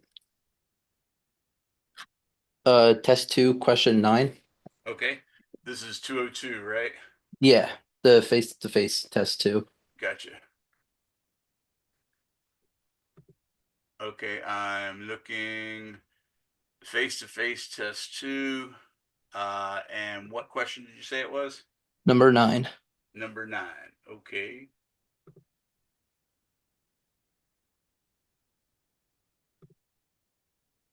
So number 9 is this one with 3 capacitors of equal capacitance.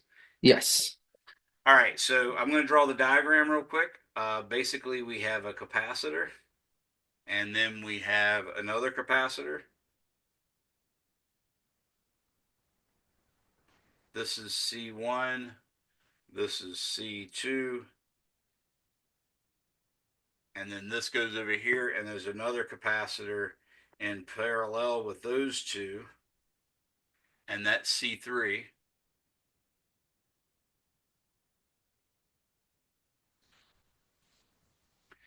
And then we're doing this, and if the voltage drop across C1 is 100 volts,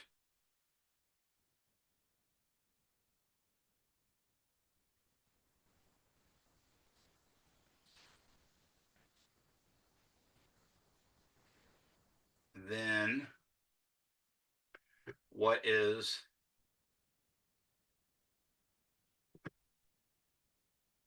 the delta V across C3?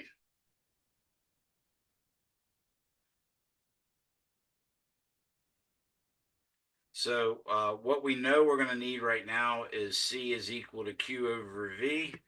And what we were told is that the voltage across V1, C1, excuse me, is 100 volts, and that all of these are identical. So we have C1 equals C2 equals C3. Since C1 and C2 are equal,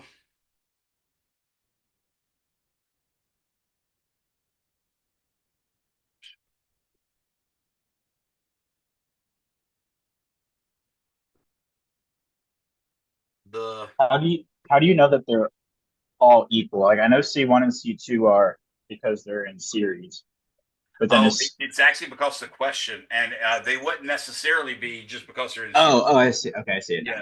So the opening, oh yeah, it says 3 capacitors of equal capacitance are arranged as shown in the figure with a voltage source across the combination.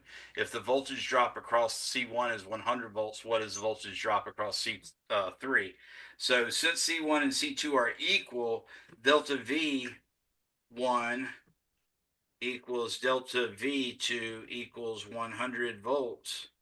But also, since C3 is in parallel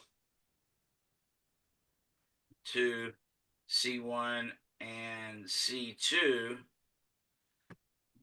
then delta V3 has got to equal delta V1 plus delta V2, because when two objects are in parallel, they have the same voltage. So the total voltage across C1 and C2 is the same as the total voltage across C1, C3.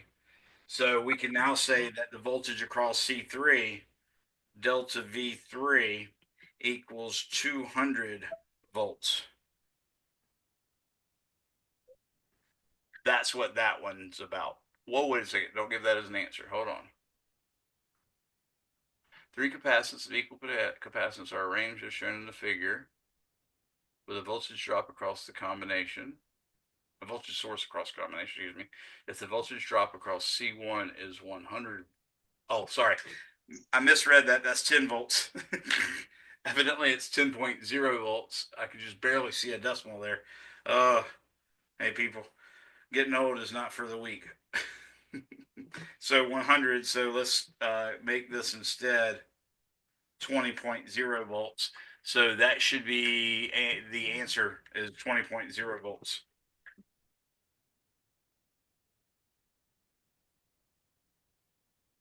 Anybody have any questions? I'll double check to make sure that's the right answer. 1, 2, 3, 4, 5, 6, 7, 8, 9.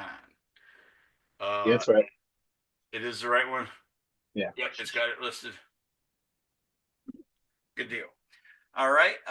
Next would be, we said it was Alec next, and then Berenice. So you're up, Alec. Yeah, I just had mine was just a quick question. I know obviously you're still deciding on how the final plays out. Right. Um, but if it's not, it ends up not being the multiple choice. Is there like partial credit for work given? Because I know how like on the mastering physics, sometimes you might be off by a little bit, but it just still marks you wrong. On the mastering, yeah, so nothing like that. I don't I will try to keep track of sig figs just to make sure I don't round my answers that I'd use for my key Yeah. too oddly. But yeah, if you're off by one or two in the last decimal place of whatever answer no, that's not going to harm you at all. Okay. But I will So remind okay. you that that's part of the 241 course is learning sig figs and all that stuff, so just keep that in mind. Okay. And do you give the extra credit for like work shown? Uh, you basically, when you turn in the exam, if no work's shown, unless it's a simple conceptual question, then Right. I might actually not give you full credit because you Oh, didn't yeah. do it. So Yeah, I'm yeah, just saying if work show is me some shown. work or some statement, but yeah, and basically what's going to happen is it gives me a lot of freedom to give you a lot of extra credit or partial credit for any Right. that you make. Okay, yeah. That's just this was I was checking. Okay, cool. No All right. problem. Actually, I Thanks. just realized Kyle. You're welcome, Alec. I just realized Kyle was in line. He had asked a question earlier, so go ahead, Kyle, and then we'll go with Bernice. Berenice, sorry, I keep calling her Bernice. It's Berenice. Okay, can we do a capacitor problem? Let's do question 22 on face-to-face test one. Okay. Oh, face-to-face test one. Gotcha. So let me Yeah. go back to that.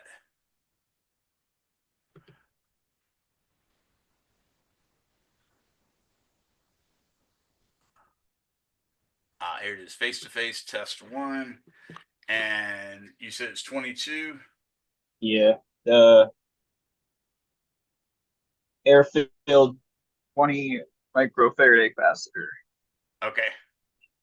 Yeah, an air-filled 20 microfarad capacitor. Here's the question, everybody. An air-filled 20 microfarad capacitor has a charge of 60 microcoulombs.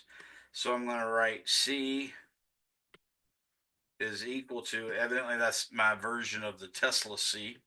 Uh, so it says the capacitance is 20, which I'm going to call 20.0 microfarads, and it has a charge Q equal to 60.0 microcoulombs. And they want to know how much energy is stored in the capacitor.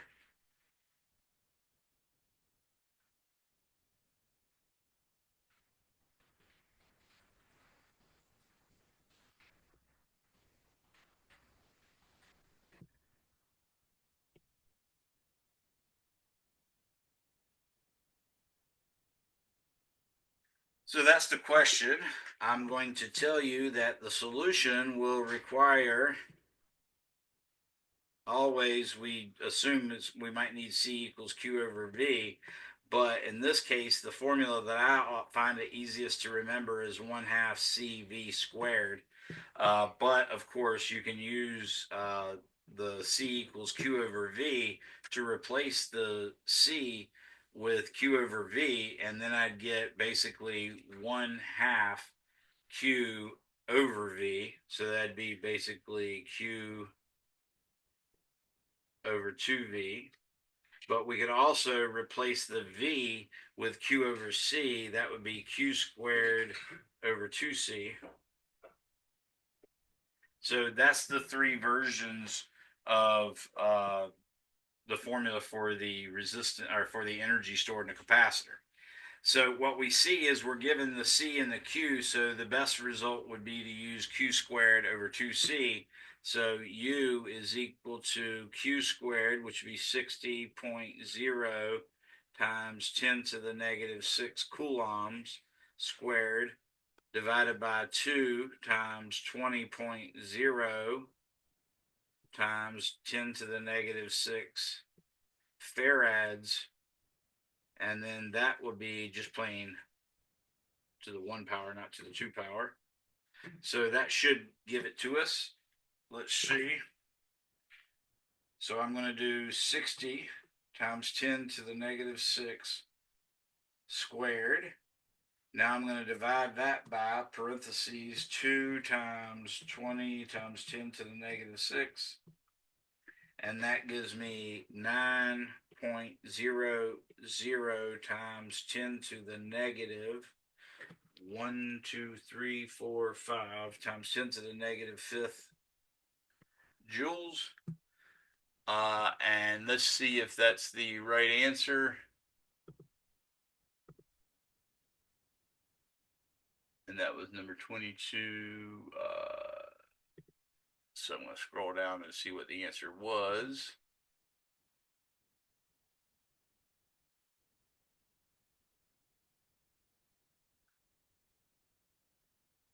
Airfield, capacitor. There it is. Okay.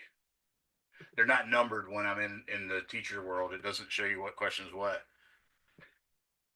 Yes, they said 90 microjoules, and that would be right, because if I multiplied 90 by 10, 9 by 10, then I'd have to divide 10 to the negative 5th by 10. That would give me 90.0 times 10 to the negative 6 joules, which is 90 point, excuse me, which is 90.0 microjoules. So yeah, that's right. Let's go now to Berenice, and you're doing work for 3, so I'll let you get with up to 3 questions, since it's 3 people with, or 2 other people with you. So go ahead, Berenice. Yes, sir. So the next question we have is for exam 3. Is question 17. Okay. Open it. Right? Yes. So test 3, you're talking about the face-to-face. Yes, sir. Okay, this one has to do with collision and impulse. Gotcha. So, the question is, a 1,000 kilogram car is Okay. traveling at 20 meters per second toward the north. 20 meters per second north. Yes, sir. During a collision, the car receives an impulse of 1 times 10 to the 4 Newton times second, or Newton seconds, Mm-hmm. toward the south. And what is the velocity of the car after the impulse is applied to the car? Okay, so they want to find V final equals question mark. Okay, so what we have is the impulse is actually called delta P. So I'll start off by writing solution. The summation of the forces is equal to dP dt. That's Newton's second law in its most general form, where we're allowing for mass to change and all that good stuff. We also have from this that you could, for instance, take the integral of a particular force. Let's say there's only one force acting on it, then you'd say the integral of F delta T, or F dt, I should say.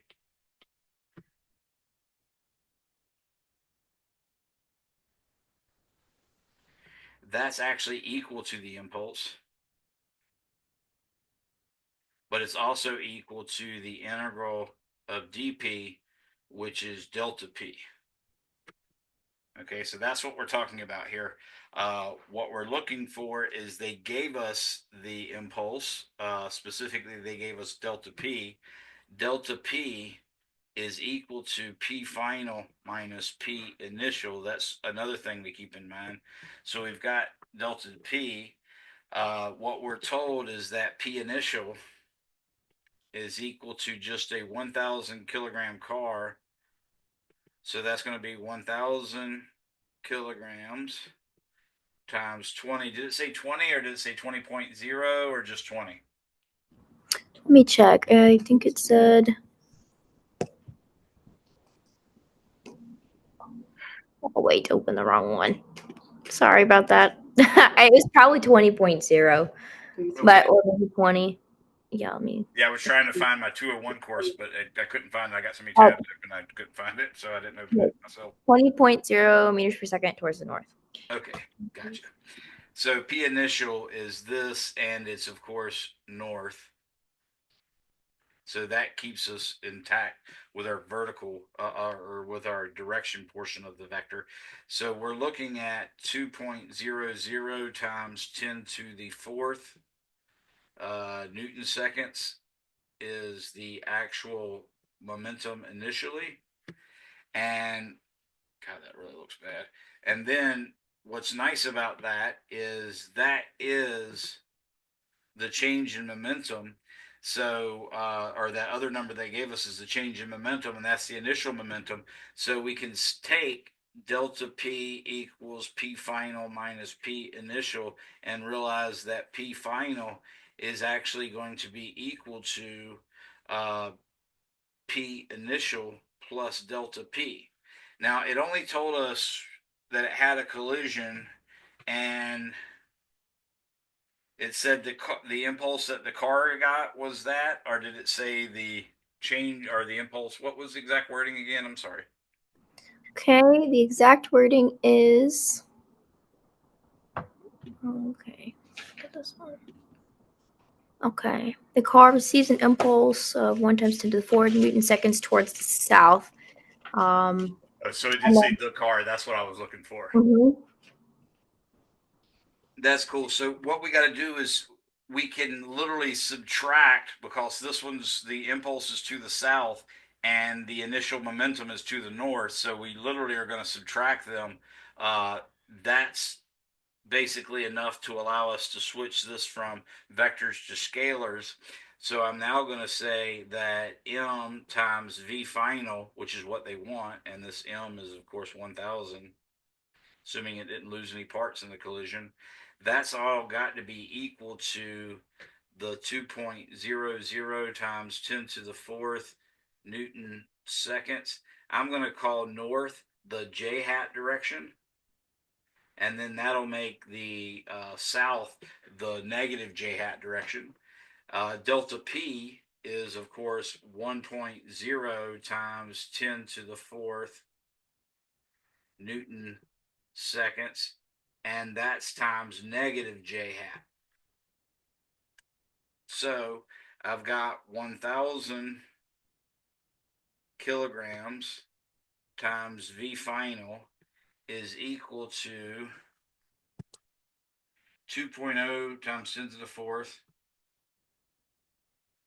minus 1.0 times 10 to the fourth, which we clearly can do that math on our own, which would be 1.0 times 10 to the fourth Newton seconds.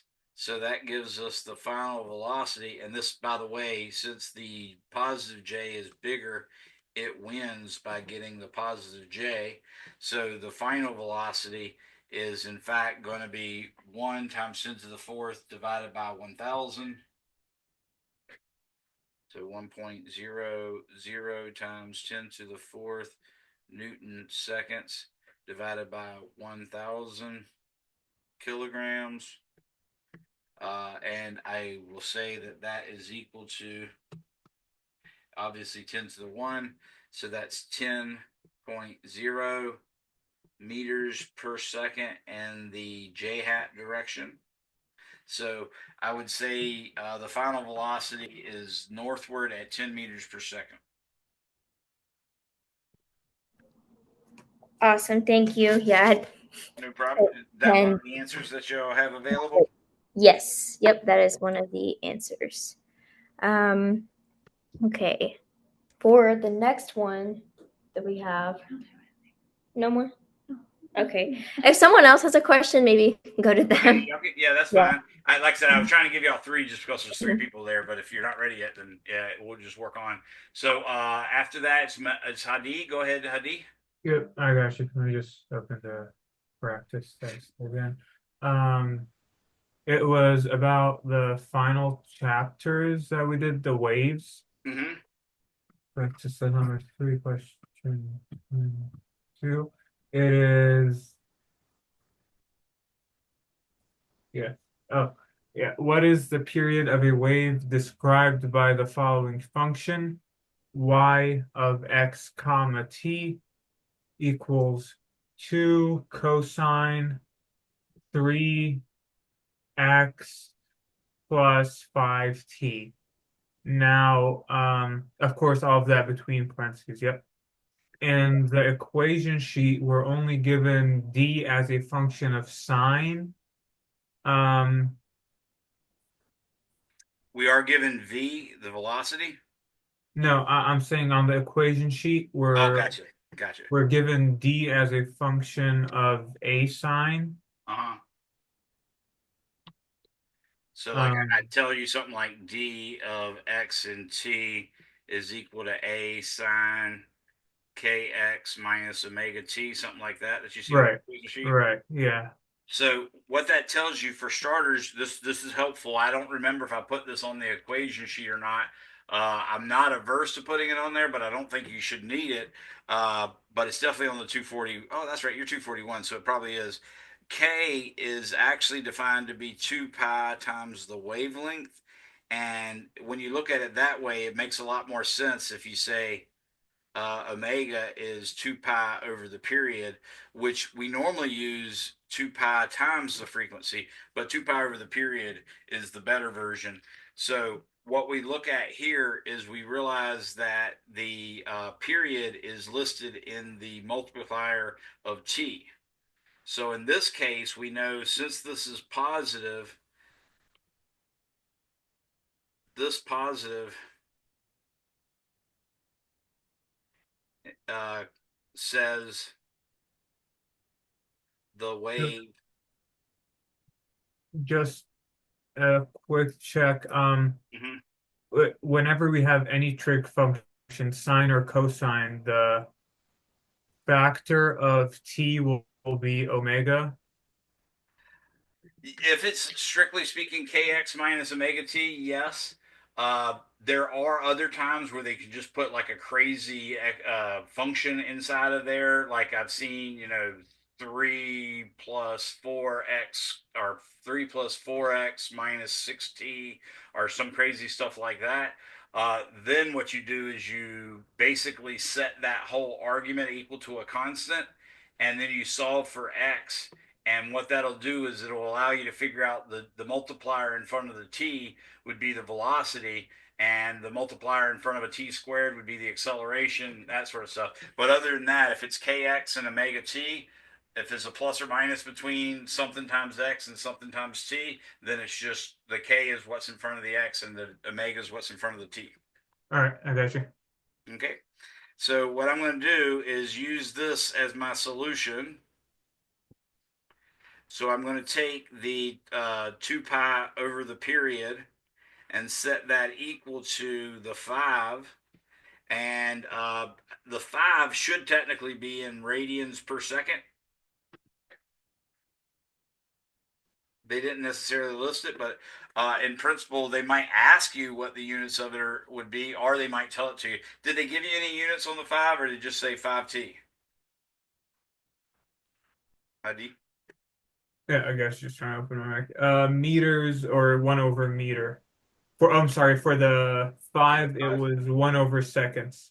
1/seconds is the same thing as radians per second, so that's okay. Just remember a radian you can put in and pull out at any time, just because it's a pure number.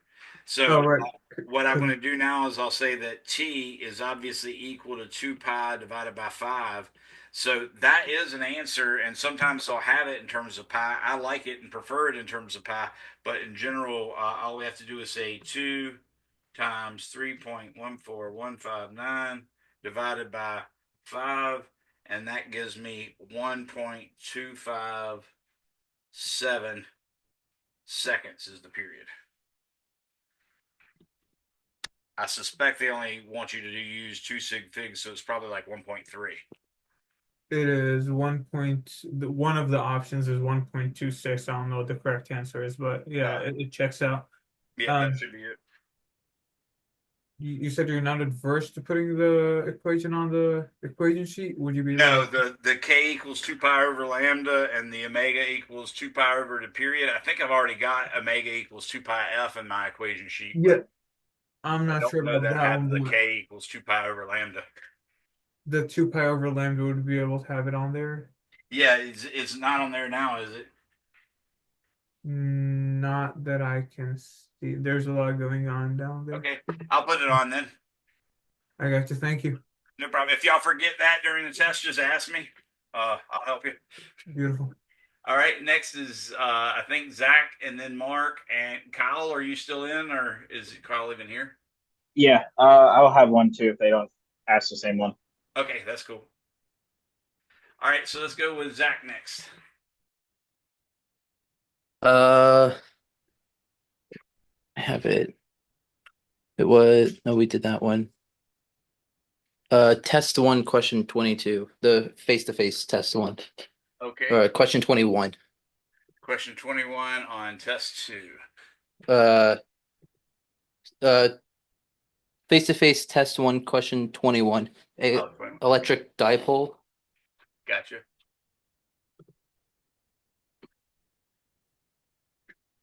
So 21 says an electric dipole with plus or minus 5 microcoulomb point charges is positioned so that the positive charge is 1 millimeter to the right of the origin and the negative charge is at the origin.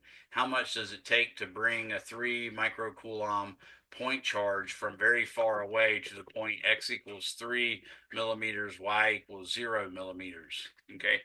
So that's what they're asking. Let me draw this diagram real quick so y'all see what we're actually referring to here. So what we're going to have is an XY axis system. And this would be my X, for instance, and this would be my Y. And what I have is a charge here. The positive charge is at 1. The negative charge is at the origin. So this is negative 5.0 microcoulombs here. And then I'm going to go over to the 1 millimeter mark, which I'm going to say is here. And I'm going to put a charge there that is positive 5.0 microcoulombs. Okay. And what we wish to do is bring a 3 microcoulomb charge into x equals 3 millimeters. So that's x equals 2 millimeters. And then this is x is 3.00 millimeters. and we're going to bring in a charge of positive 3.0 microcoulombs. Okay. So we did one of these. I can't remember if I did it in your class that day or if I did it online a couple days ago or what. But anyways, we have done this before. The way you work these problems where it asks how much does it work does it take is we use this idea, which comes from solution. So you write down my solution word, and that tells me that basically U or delta U is equal to Q times delta V. So if we can actually find the voltage at a particular spot, if we multiply the voltage at that particular spot times the charge that I want to put at that spot, then Q times delta V gives me the actual work done in bringing that charge into the 3 millimeter mark.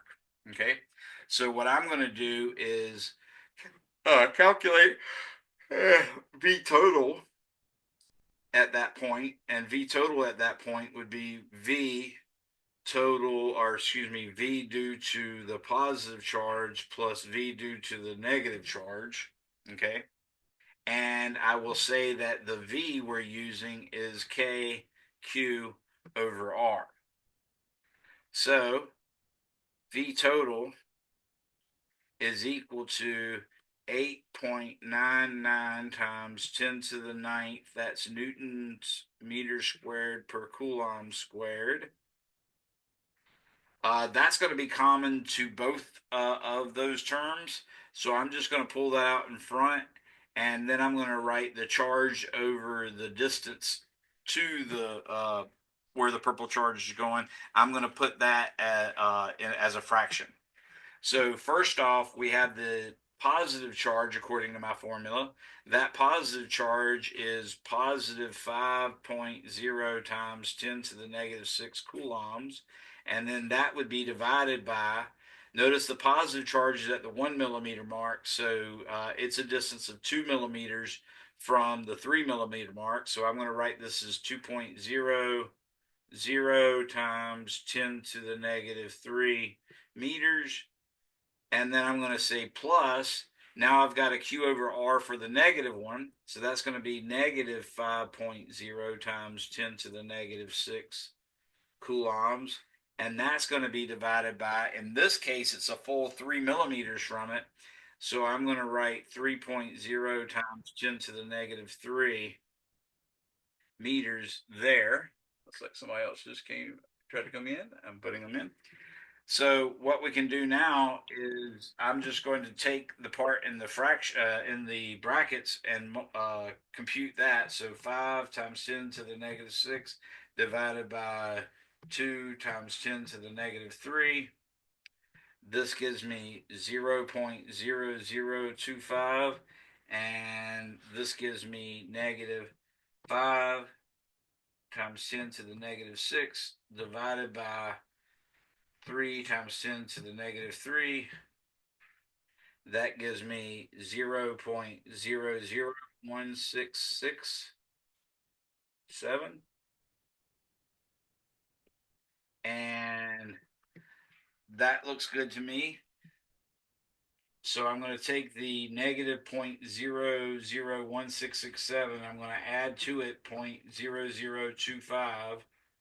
And that's going to give me 8.99 times 10 to the ninth newtons meters squared per coulomb squared times the answer that I had in the brackets is 0.0008333. And that unit, of course, is coulombs per meter. So now I can see that this meter in the bottom is going to cancel out with that meter up there, and this coulomb is going to cancel out with that one right there. So I should get a Newton meter per coulomb, and remember a Newton meter is a joule, and a joule per coulomb is a volt, so that's exactly what we expect. I'm going to multiply the 0.000833 times 8.99 times 10 to the 9th. And that gives me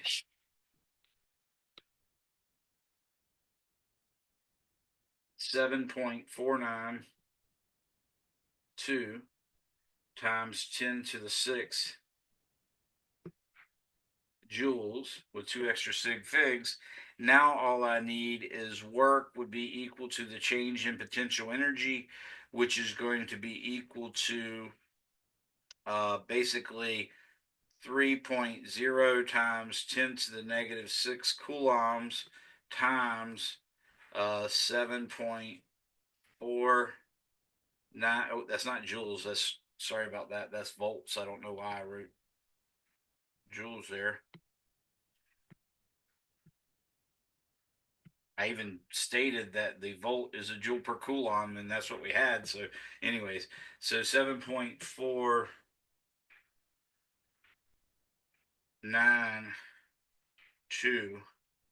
times 10 to the 6 volts.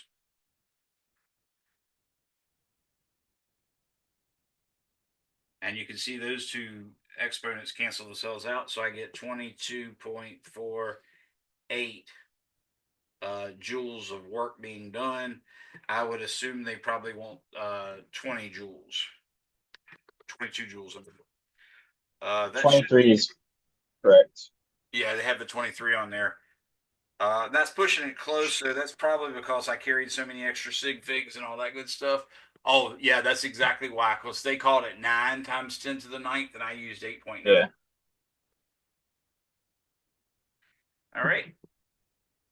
So that was Zach, and then Mark, and then Kyle. So Mark next.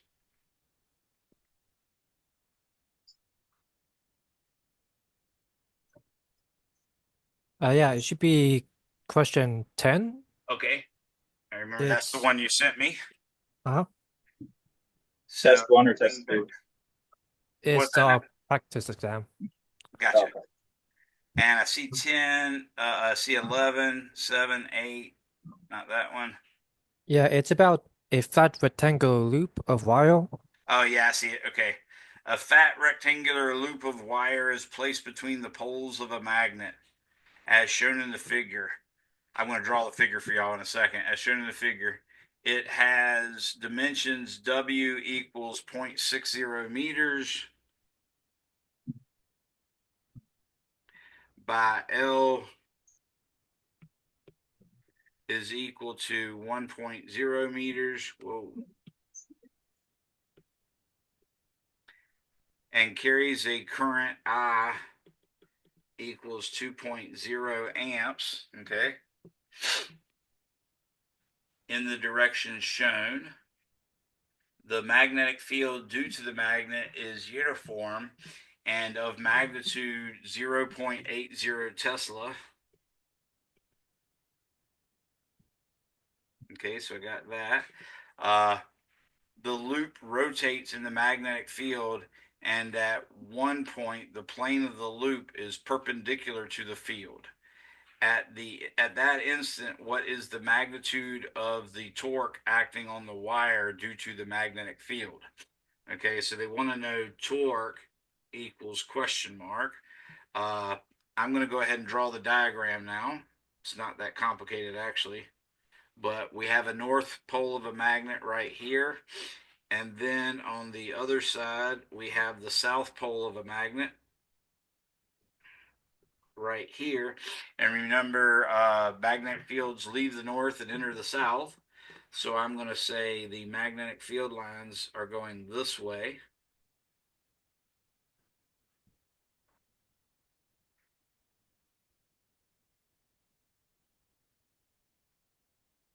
And now we also have a loop inside of there.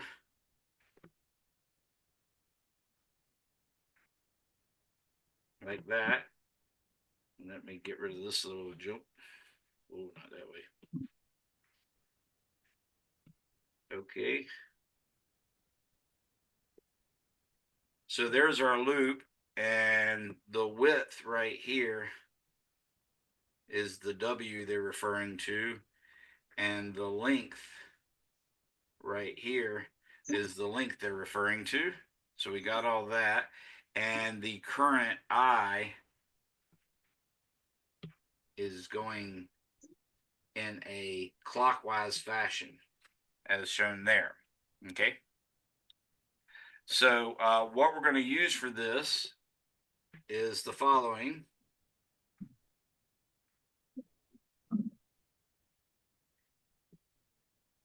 Torque. This is for my 202 class. We do a slightly different formula that's a little more fancy looking, but basically the torque for this case is supposed to be I times A times B times the number of turns if we had them. I think this is just one of those. And the I times A is a vector and the B is another vector. And the vector I times A is consistent with the right-hand rule. So right now we're seeing that this coil of loop has current going around it in a clockwise direction. So if I take my right hand and curl them around in a clockwise direction, I'd say that the vector that we represent the magnetic moment with is pointing into the page. So this vector is into the page right now. And then this one, of course, is to the right, the magnetic field. And then we have times cosine theta. For those of you in my 242 world, that's torque is equal to P cross E, or in this case, it's mu cross B. And mu is equal to N times I times A. With some kind of vector quantity associated with it. So I'll just leave it as a scalar because we don't really have a tool in the 202 world for specifying a vector like I hat or J hat or any of that kind of stuff. So what we want to do is we want to consider it when this rectangle that we have here, this purple rectangle, when it's turned up on its side, it's just going to look like a wire going straight down, but it's a loop. And in that case, that vector that was pointing into the page, all of a sudden will either be pointing towards the north pole or towards the south pole, depending on which way we decide to rotate it. So either way, the angle between the IA vector, which may or may not include an N, and the angle between it and the magnetic field is going to be either 0 or 180. So that's the important thing to recognize here. 0 degrees or 180 degrees. And they want to know what the torque is when it's in that orientation. So now what I'm going to do is say the torque should be equal to, it didn't say it had, I'll read the question again, but it didn't say it had multiple loops. So we're just going to write it as N times I times A times B times cosine theta, which is 1 for the number of loops. The current is 2.0 amps. The area is 0.60 meters times 1.0 meters. So this whole thing right here is the A. And then the magnetic field strength is 0.80 Tesla. And then we have times cosine of 0 degrees, which remember the cosine of 0 is 1 and the cosine of 180 is -1. We're really just asking for the magnitude of it in this case. In Our fact, torque equation what's has that? sine theta. Our torque equation has sine theta and not cosine theta on Oh, our yeah, that's sheet. right. It is supposed to be sine theta. Thank you for that. Okay, so I was like, okay, which Yeah, that works a lot better. I was thinking the torque should have been 0, and I was wondering right then, I was hemming and hawing a bit trying to figure out why I was getting a torque other than 0, but that would certainly fix it. So let me write this. Everybody pay attention to that. Thank you for catching me on it. Uh, there's another equation that has the cosine on it. That's what I was remembering. So now we're going to do times the sine of 0 degrees, and that means the torque should really be 0. So if I look at this, oop, that's the wrong one. That's the wrong one. Okay, there it is. And it doesn't give 0 as an answer. Oh, yeah, it does. It gives us 0 Newton meters. So that should be the right answer for that one. Notice the reasoning here is, well, let me draw a picture to get you to better understand. If we imagine the loop was sort of like this,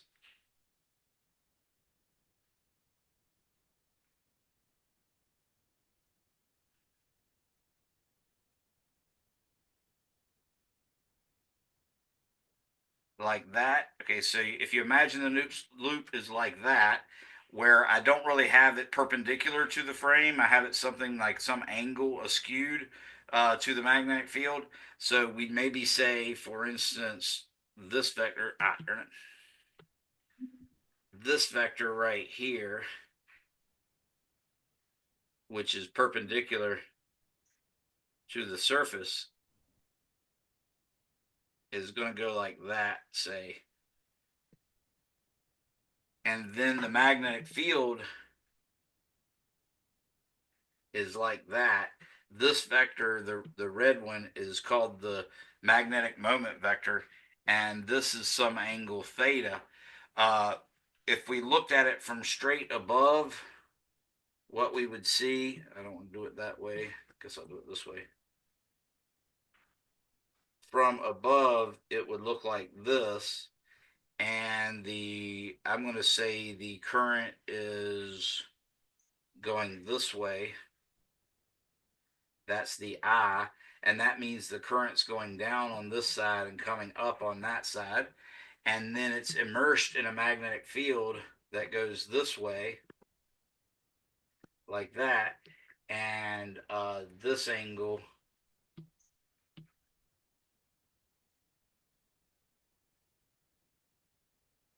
is the theta that we're talking about.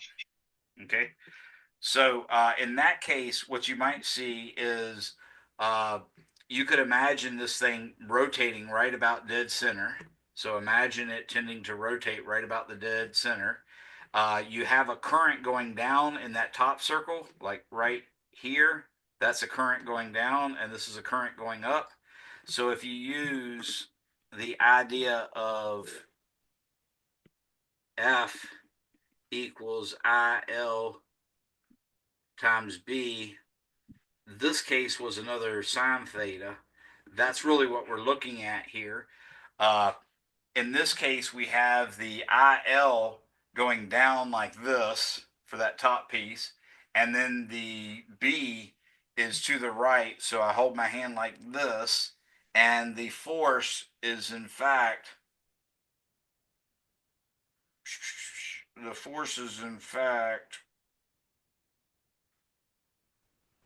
for that part, we get a force that goes this way due to that one. If we look at the top wire, though, we can say QL or IL goes that way. The magnetic field would be this way. So the force in that case is just down, whereas the force in this case is tending to rotate it a little bit. Okay. Now you do the same thing over on this side with the current coming up. The magnetic field's this way, and what you see over here is a force going that way. So both of these forces are tending to rotate it that way. But that's only because it has that angle, because when we get to theta equals 0, then it's not going to be able to do anything, because the F at the top and the F at the bottom will actually point in opposite directions and cancel each other out. So there's going to be 0 torque on it when the little mu vector is parallel to the magnetic field. So the answer should be 0 Newton meters. Any questions on that one? Sorry about that taking so long there, Mark. Yeah, I'm still a bit confused on how sine equals 0, because we usually say the sine equals 90 degrees, right? Well, I mean, the whole process that we're going through where we're using sometimes cosine and sometimes sine, those come from a higher level math that we're not expecting of our 202 students. So I'm trying to explain it as best I can with the vector symbols that we have. But do you agree, for instance, that the force acting on that green wire that appears to be coming out of the board, I just drew it, does that suggest to you that it would rotate this thing in a clockwise direction from my drawing there? Do you see that, Mark? Yeah, I see it. Just Okay. still a Well, bit that confused. part right there does suggest a rotation this way. And then this one suggests a rotation that way. Both of those are the same. So really what matters is this angle theta happens to be the same as that angle theta right there. And this angle theta happens to be the same as that angle theta there. So you can see if we were to turn this loop so that it was like this, then that force there would be this way and the force on the bottom would be that way, and they cancel each other out and they don't have any ability to do torque, to apply a torque at all.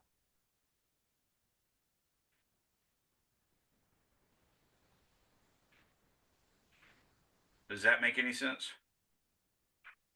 Yeah, I think so. I'm Okay. just like, where did you get sine 180? Did it say anywhere or?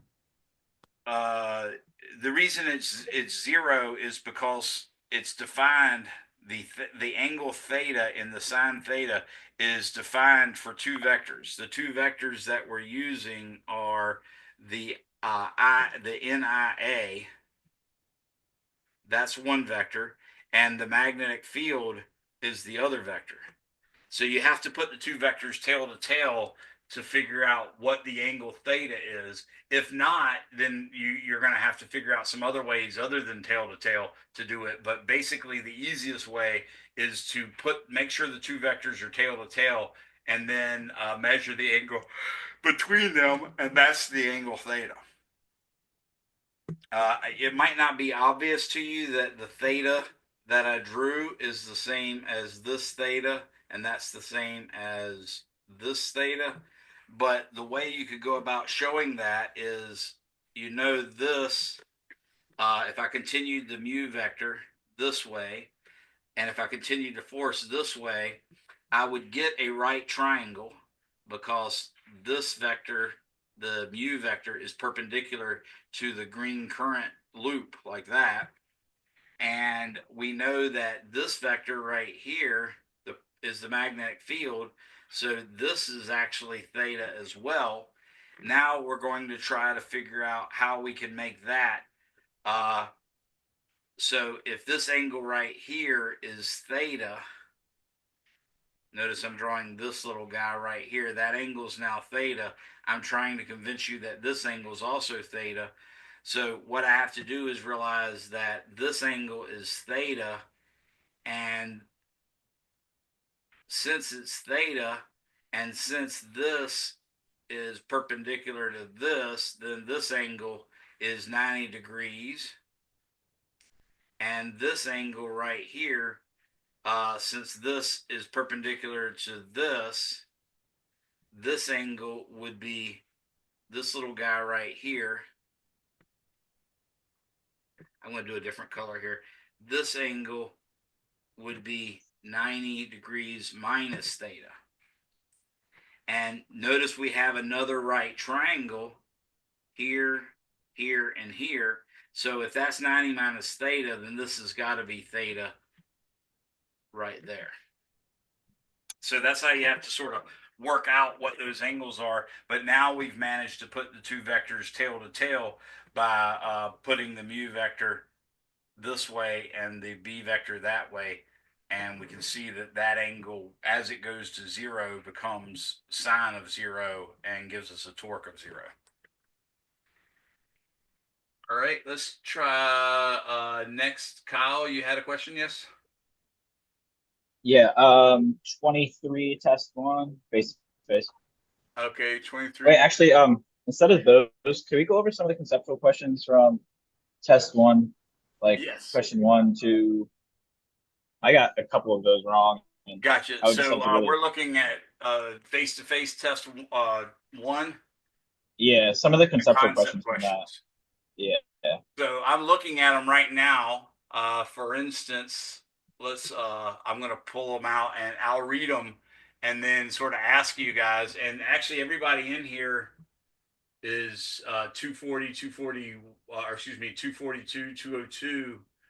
I don't, yeah, there's only a couple left that are doing 241 or 201. So the first question says electrically neutral objects cannot exert an electrical force on each other, but they can exert a gravitational force on each other. And your answer was it should true be or false. false, and it should be false. Now, you might think it's true specifically because what they said, it can exert a gravitational force. Absolutely, that's true. But as we learned when I first introduced charge to you, you can actually have a wall, for instance, that's completely neutral, but if you take well, for someone's head other than mine, if you take a balloon and rub it on your head, the hair will actually, the rubber will steal some electrons from your hair, and then the material, the latex of the balloon, will become negatively charged.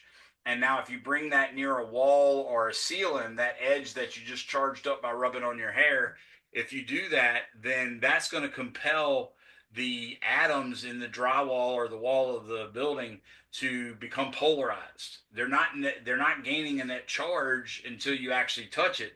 But if you were to let go of it near that wall, it would totally attract the balloon to that wall. Therefore, even though it's neutral, it still had a attraction to it. So that's why it's false, because you can still, with neutral objects, have a attraction. It's just due to polarization being induced or something like that.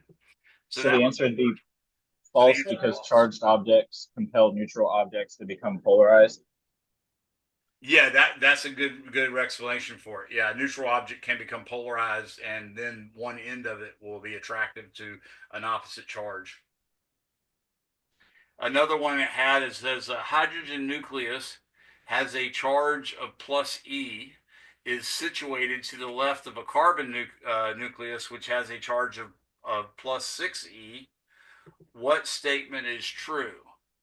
And the statements it has are the electrical force experienced by the hydrogen nucleus is to the left, and the magnitude is less than. Why did they say to the left? And actually, that's a stupid question. I'm trying to read it. They only giving me a couple words in a second, so it's being kind of aggravating. It won't let me show question details either. So a hydrogen nucleus, which has a charge of plus E, is situated to the left of a carbon nucleus. Okay, let me include that drawing to help a little bit. That'll make it look a little better for us. So what we have is a hydrogen nucleus.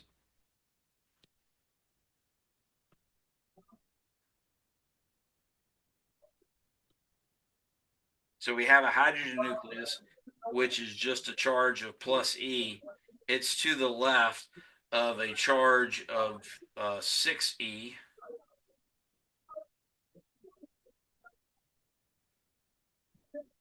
like this. Uh, and which statement is true? It says possible answer. I'm going to read it. Sorry, it takes me forever because I have to get my mouse pointer to slide along the text as I'm trying to read it because it only holds like 3 words in it. The electrical force experienced by the hydrogen nucleus is to the left, and the magnitude is less than the force exerted on the carbon nucleus. So that would tell me that one's not correct because Newton's third law says For every action, there's equal but opposite reaction. So if you're thinking about the force on the hydrogen nucleus, it's equal to the force that the hydrogen nucleus applies to the carbon nucleus. Therefore, those two forces are equal. So it can't be that one. The next one is a possible answer. It says the electrical force experienced by the hydrogen nucleus is to the right, and the magnitude is equal to the force exerted on the carbon nucleus. That's not right because the two positive charges are repulsive. So they actually are pushing the nucleus is being pushed to the left in the case of hydrogen and to the right in the case of carbon. The actual correct answer is the electrical force experienced by the hydrogen nucleus is to the left, and the magnitude is equal to the force exerted on the carbon nucleus by the hydrogen nucleus. So that's the actual answer there. Does that help you, Kyle? Yeah. Okay, I'll And do then 6 is six like the is the next one you're one. wondering about. So that's 1, 2, 3, 4, 5, 6. Okay. This the one with the long line of a negative Yeah. big Q and okay, that's cool. Oops, I just lost somebody. There you go. Okay, so the line that we have drawn for this question is this thing right here, and it says V W X Y Z like this. And the X is right here, the Y is right here. The Y, we have a charge of negative Q right there. And at the W, we have a charge of positive lowercase q. And it says the figure shows two unequal charges plus q and negative q. Charge negative q has greater magnitude than charge plus q. Point X is midway between the charges. In what section of the line will there be a point where the resultant electric field is zero? Okay, so what we do with that is we're trying to figure out where could E be zero. Solution, what we need to look at here is E is equal to Q over 4 pi epsilon naught R squared, like that. Now, remember the electric field points in the direction that a positive charge is compelled to move. So if I look at the place between W and X, or between W and Y, then the big charge, which I'm going to represent with red, that would cause an electric field that points to itself, because all positive charges would be compelled to go to the negative charge. And that's true in between W and Y, but it's also true out here beyond W. And out here by Z, it points to the left because, again, the negative Q is attractive to everything. Now, if I treat the little charge as positive, then what we know is between W and Y, that's going to compel charges that are positive to run away from it to the right. And then if I go to the left of positive Q, it's going to be that way, and then it's going to be this way as well. So right now, it looks as if you could obviously have a zero at the V to W range, but you could also have a zero at the Y to Z range. But what we got to remember is the force is directly proportional to the charge. So the force due to big Q is a lot larger than the force, or excuse me, than the electric field due to little q. So we've got to account for that. If we're talking about between W and Y, then you're you have to be a lot closer to Q, to little q, to actually make the magnetic or the electric field strong as the one from the big Q. And they don't cancel each other out anyways, so there's no way you can get zero here. So zero, not possible. Zero can only occur when the two things are fighting each other. So the fact that the red arrow points to the left and the purple arrow points to the right by Z says you could get a zero there, but zero possible.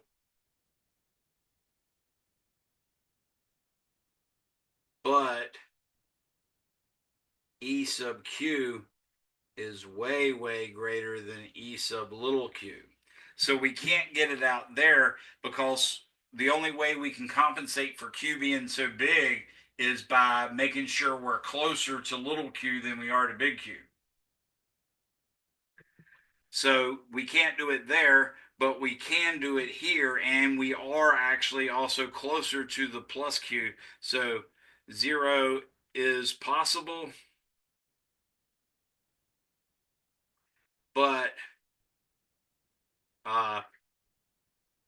you you don't even need the but. You just got to remember that it's going to cancel out the electric field from the other Q, specifically because it's farther away. So it's only available to be zero in that range from W to V, I guess. Let me see what the answer choices are. Yeah, VW, WX, XY, or YZ. So the correct answer is VW. Does that make sense, Kyle? Yeah, it does now. And then the last one here was 11. I don't know how I got that one. Okay, 11. Can you start off reading that? Because I don't have the numbers when I'm looking at my view. The figure shows conventional current passing through a resistor. The arrow shows the direction in which the conventional current is flowing. Which of the following statements is correct? Gotcha. So let me do that real quick. So what they have on this one is they have a drawing where you got a resistor like this. This is a point A. This is a point B. And they say the current I conventional is this direction. And what they're saying, what they're asking about it is the figure shows conventional current passing through a resistor. The arrow shows the direction in which this conventional current is flowing. Which of the statements are correct? There could be more than one correct choice. You must choose all that are correct. I've had some problems with these tests working to do that, but in this case, there are two possible correct answers.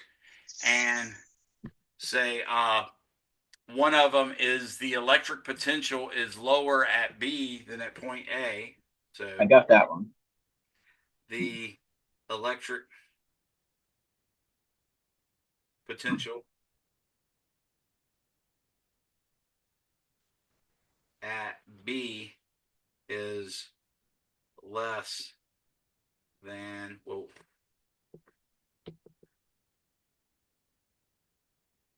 at A. So that one's right. The other one is the current at point B is the same as the current at point A.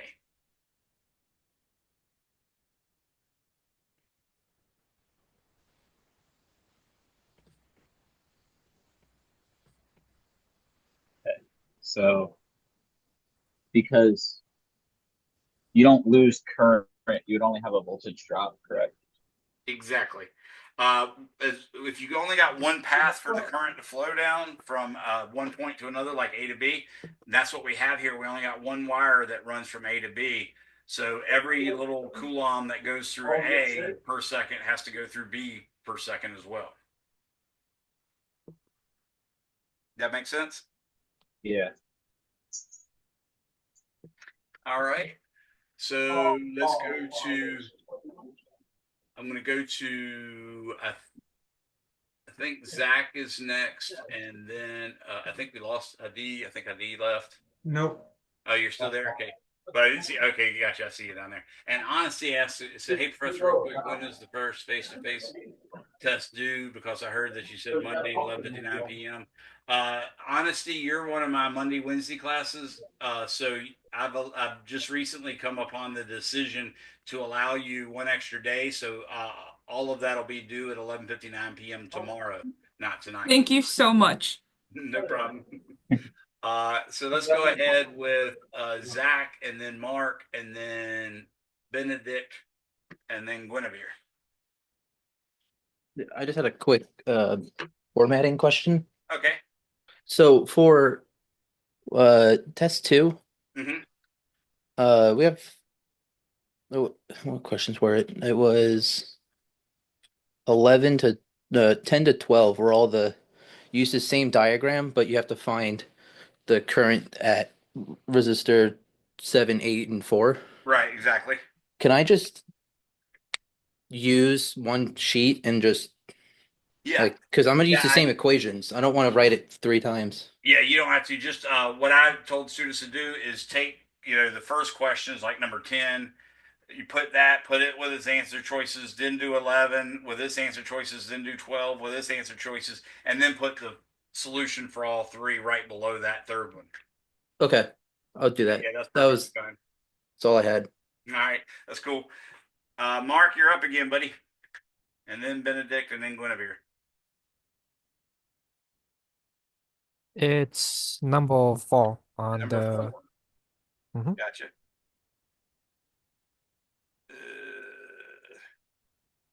It's about. Practice test number 4. This is a question he text messaged me. Yeah, it's a But practice it is test. called number 4 in one of the tests, and he's in your class too. Right. Yeah, it's the practice test Kyle and final Ryan. exam, chapter 16 to 21. Here it is. So the potential relative to infinity. That the one you're talking about, Mark? Yeah. Okay, so this one says the potential relative to infinity at the midpoint of a square is 3.0 volts when a point charge plus Q is located at one of the corners of the square. What is the potential relative to infinity? Oh, excuse me. At the corner when each of the other corners is also contains a point charge of plus Q. So you got 3 volts from one of them, and now you're going to add 3 more. So that should be 3 plus 3 times 3 is 9. So 3 plus 9 should be 12. And that's what you answered. Did it give you that as a wrong answer? No, it's right. You don't understand? Oh, that's no problem. So I let me just show you guessed what though, happens here. so like This one's a little more confusing, but they did say it's of a square. Uh, the potential at the midpoint of a square is 3 volts. So I'm going to draw a square that's basically 3 squares by 3 squares. And then I'm going to say dead center right here, the voltage is 3.0 volts. And that's when you have a charge of plus Q right there. Then we say, okay, now let's do another square. But now I'm going to have Q, Q, Q, and Q. And right here is going to be V equals question mark. So the formula we're using, by the way, is V is equal to KQ over R.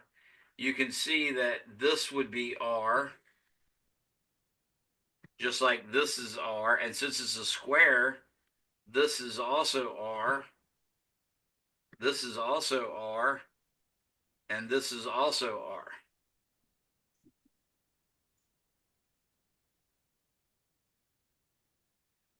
So the formula here is for the left one is V at center is equal to K Q over R, which equals plus 3.0 volts. Now I've got this guy is K Q over R, which is equal to plus 3.0 volts. This guy is also KQ over R, which is plus 3.0 volts. And this one is KQ over R, which equals 3.0 volts. And then this one we already knew was KQ over R, which equals 3.0 volts.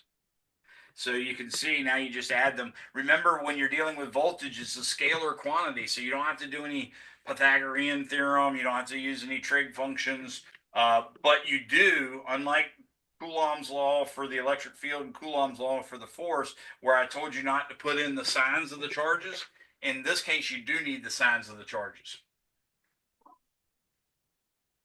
But in this case, they were all positive, so it didn't matter. All right. Now let's go to Guinevere. Oh, excuse me, Benedict. You're next. Sorry.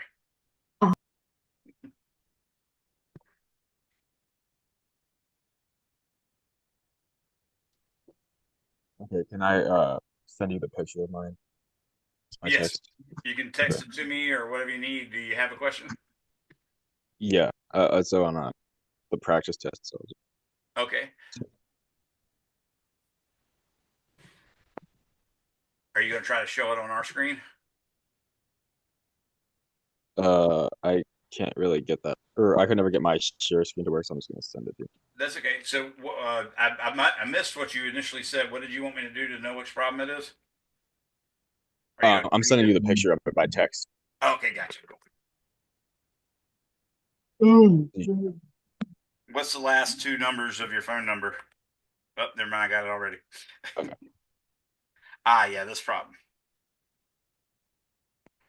Okay, so this is a circuit problem. We've got a 5-volt battery going up to a 10 ohm resistor. And then that breaks off to a 3-volt battery oriented the opposite way. And that runs into a 3 ohm resistor or something like an EKG I just drew there. So this is 3 ohms. I'll put the ohm there just because it was sort of close to the volts. I'm there. And now over here, we also have a 4 ohm resistor. And we have another battery with the original polarization. So that's the long side up and the short side down. And this one's 2 volts. And they also gave us specific directions for the currents. They're saying this is I2. They're saying this is I1. And they're saying this is I3. So I can use that junction right there for Kirchhoff's junction rule. So I'm going to say solution.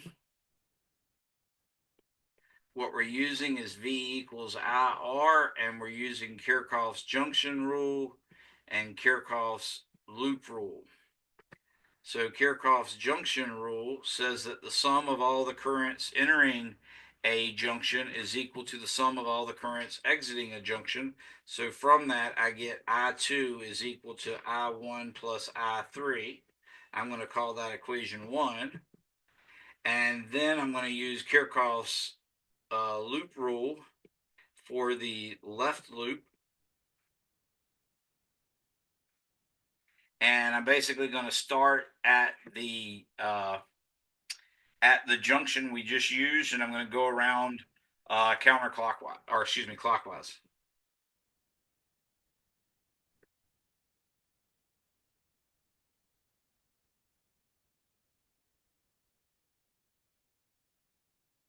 And traverse clockwise. Okay. Notice that means traveling directions, RECTIONS, of I1 and I2. So that's good. So the first thing I run into is the 5-volt battery, and I'm going from short leg to long leg, so that's a voltage increase of 5 volts. And then, since I'm going the direction of the current, the 10 ohm resistor is a voltage decrease, so that'd be 10 times I1. And then I go to the negative side of the 3-volt battery and then go to the positive side, so that's going to be plus 3 volts. And then I'm going with the direction of the current I2, so that's going to be 3 times I2, and I'm back to where I started, so I say that's equal to 0.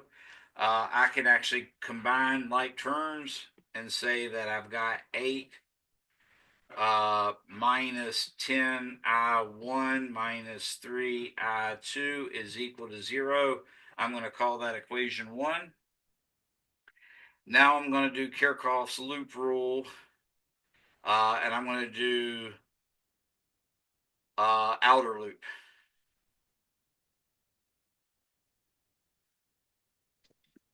Wait, are you solving for the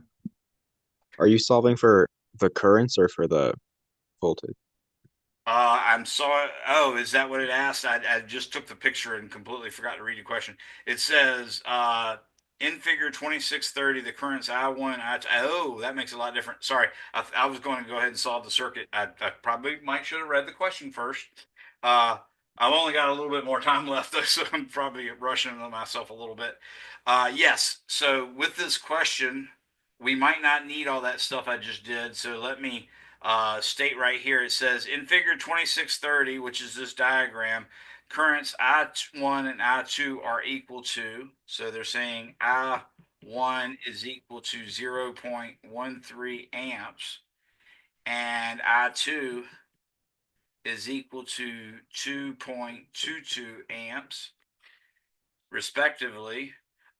What is the potential difference VA minus VB? Okay, I got to draw an A right here. I got to draw a B right here. And what they want to know is V at A minus V at B.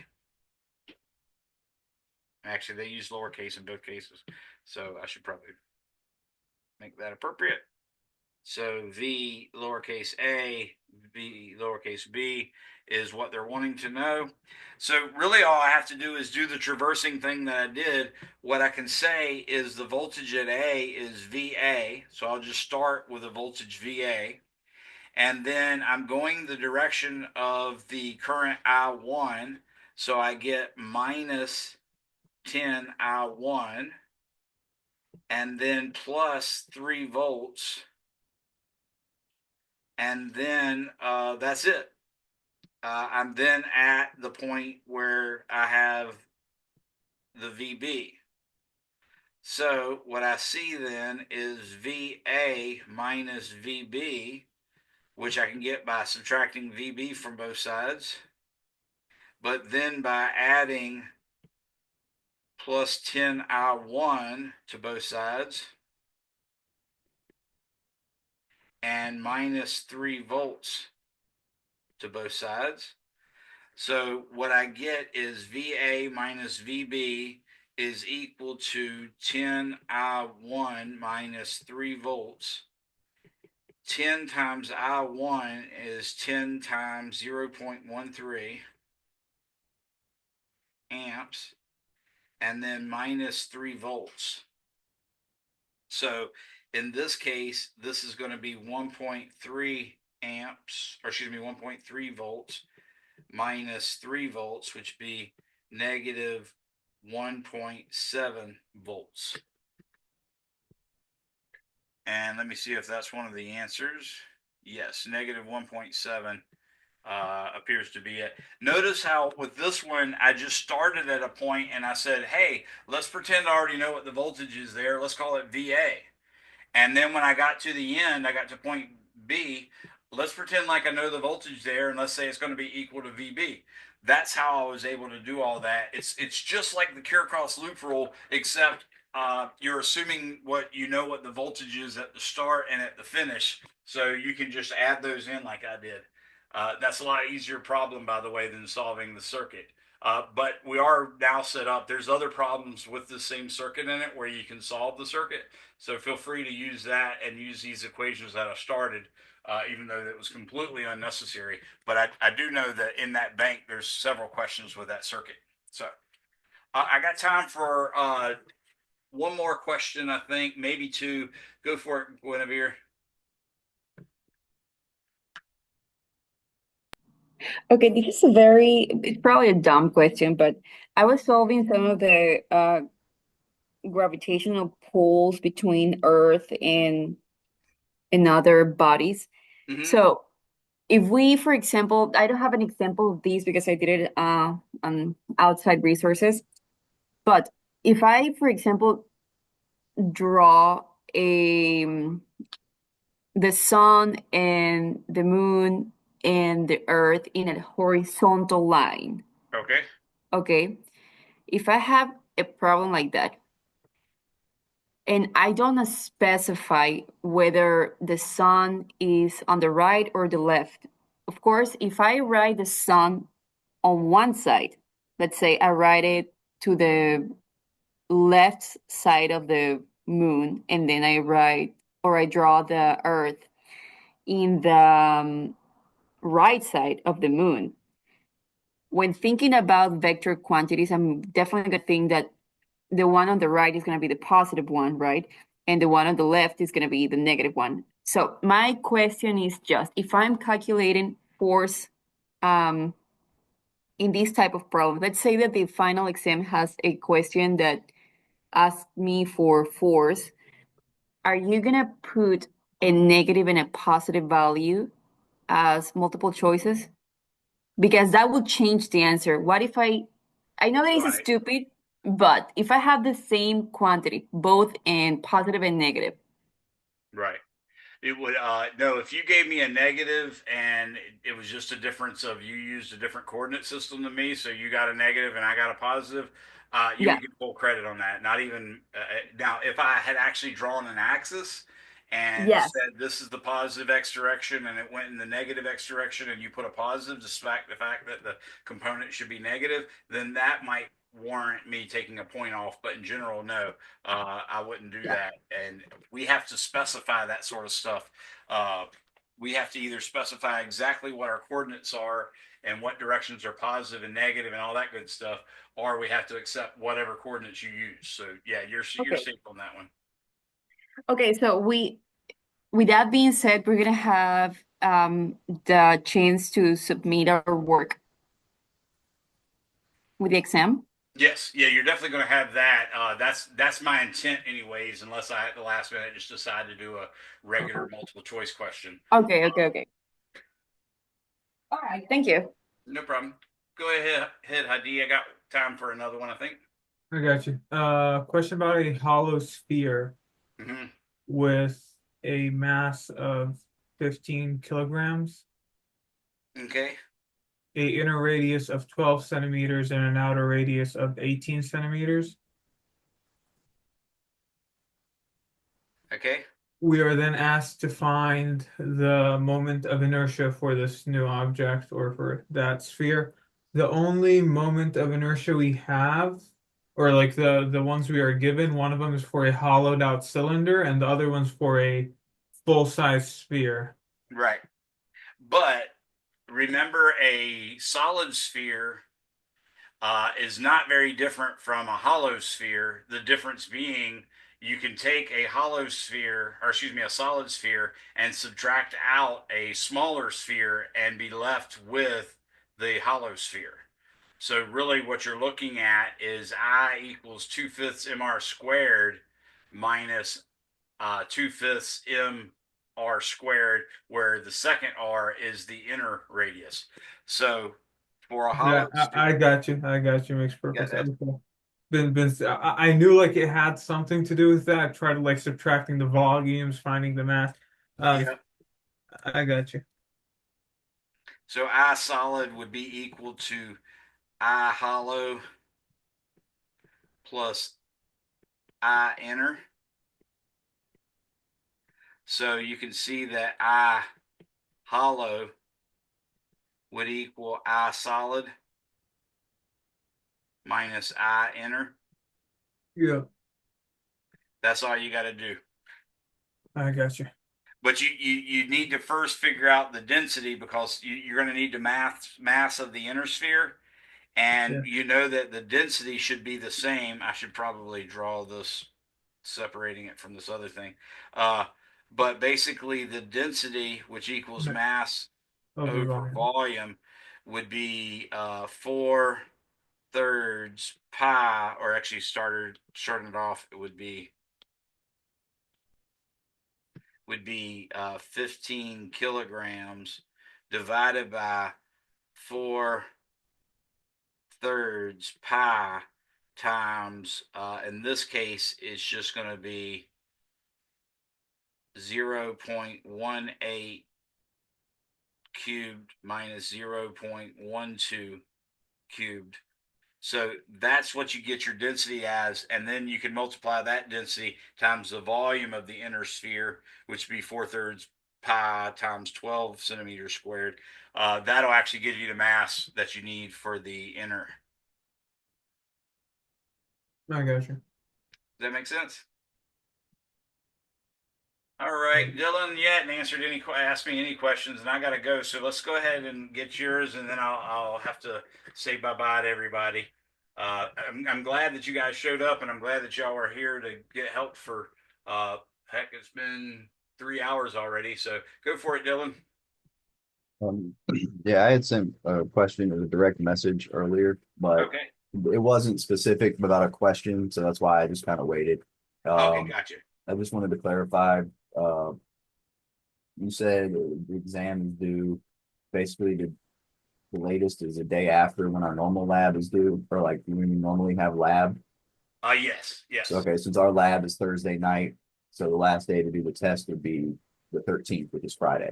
Yeah, but I've got to have my grades in like that night, so I can't give you like till 11:59. I Oh probably no, no, I give you. plan on trying to get it done Thursday. I just want to make sure I got everything. Yeah, you can Um, definitely, in principle, you can go till Friday.